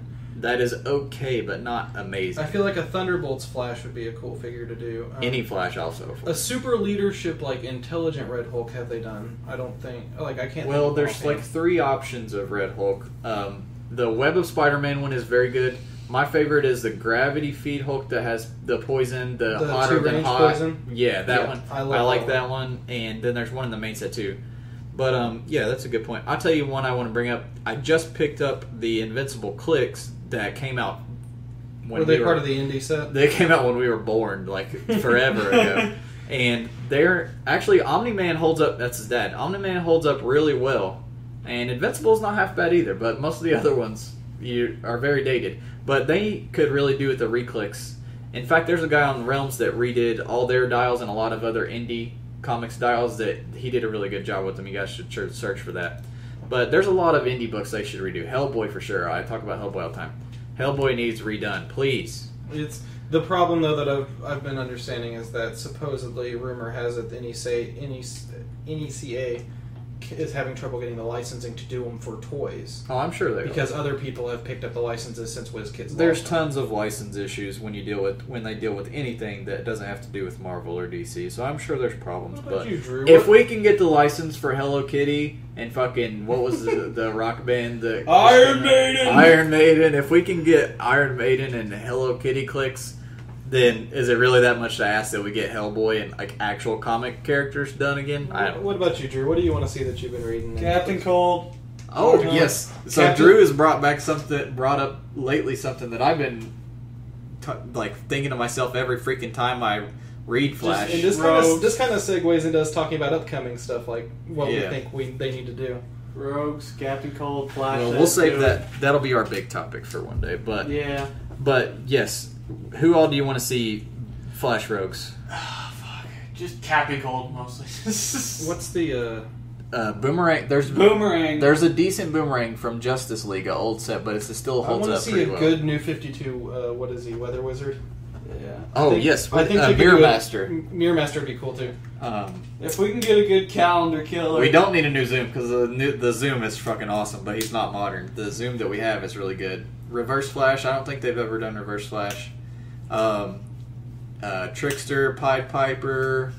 There's a lot of Flash They Rogues could do a whole set. So, and the thing is, Flash Rogues, although they're very like basic, I'm a bad guy, kind of old school Silver Age hero villains. Powers. They have interesting powers, and they translate really well into clicks. I feel like you could do some fun figures. I compare them to Spider-Man villains, honestly, because they're that's what they feel like. That's a really good comparison because they're straightforward. They surround one power, and like Weather Wizard, the hell, you could do 50,000 different things with him in a Heroclix figure. You could make a board-altering figure. You could make someone with a really cool smoke cloud. You could do lots of stuff. The problem is Spider-Man villains are more well-known. I mean, Jamie Foxx is pretty badass, you know? You don't want to fuck with Jamie Foxx. Oh, goodness. Well, we'll get into superhero movies on another cast, too, but... He's playing Electro! Spoiler alert.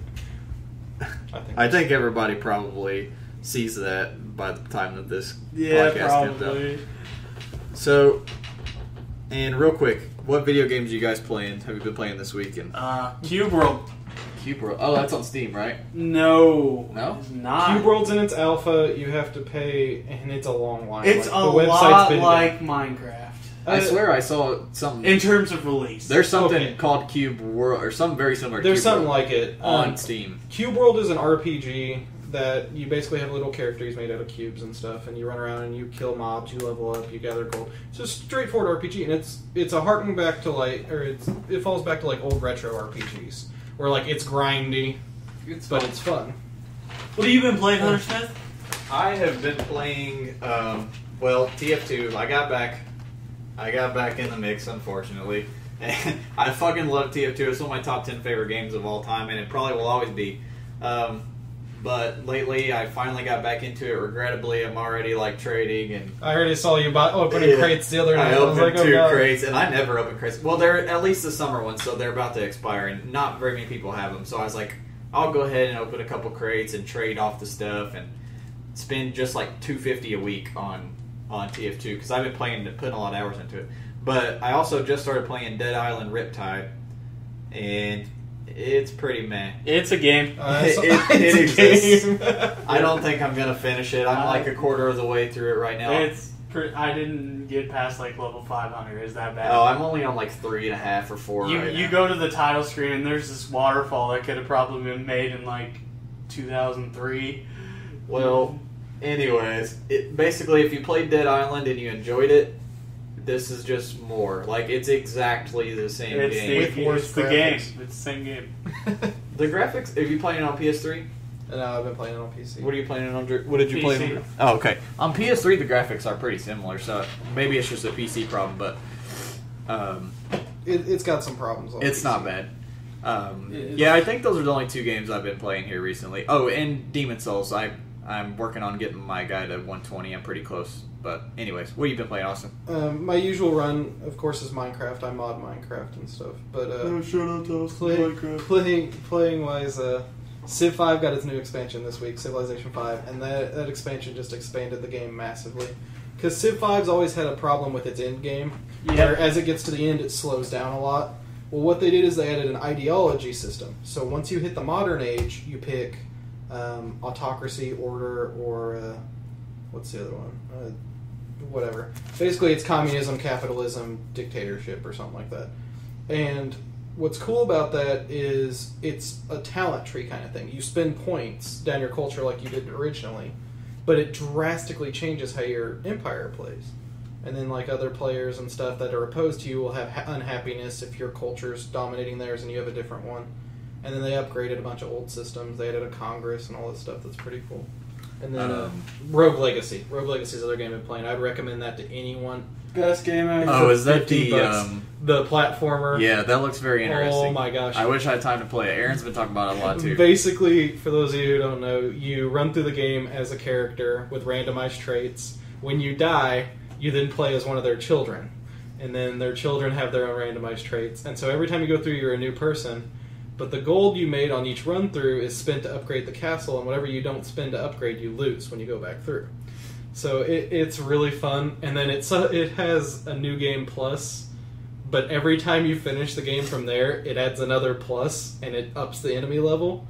So like, there's people who report their own like new game plus and stuff like that, and it's Demons fun. of Dark Souls. I've dumped hundreds of hours into it. Like, yeah, what did I say? It looked like a mixture of ghosts and ghouls and goblins and Demon Souls. That's exactly like a pretty good. No, there was something. I hit it right on the nose of what it exactly is. It's like ghouls and goblins meets. It wasn't Metroid, but kind of like that. Kind of like Castlevania. It actually is a lot like Castlevania. Yeah. But the other thing about it is, like, it hits the flash game addiction, where those flash games that have upgrades that keep you playing because you buy an upgrade and right. You're always investing points in something. Yeah. Go check that out on Steam.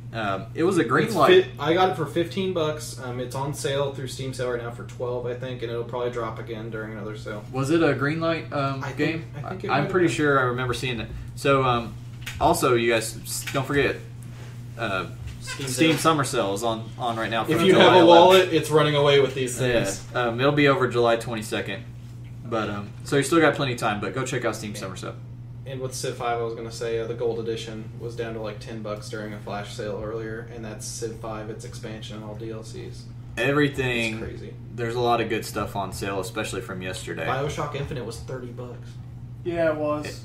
Yeah, if you haven't played Bioshock and you didn't Infinite buy yet, it. Oh. If you haven't played the first Bioshock and then play that and then go play Bioshock Infinite, you can skip 2 because 2 is not bad. No, it didn't suck, but sucked. it was kind of boring. I haven't played any of them. It did suck. So, anyways, we are going to try to record this podcast every Saturday. I'm going to try to post it up every Sunday.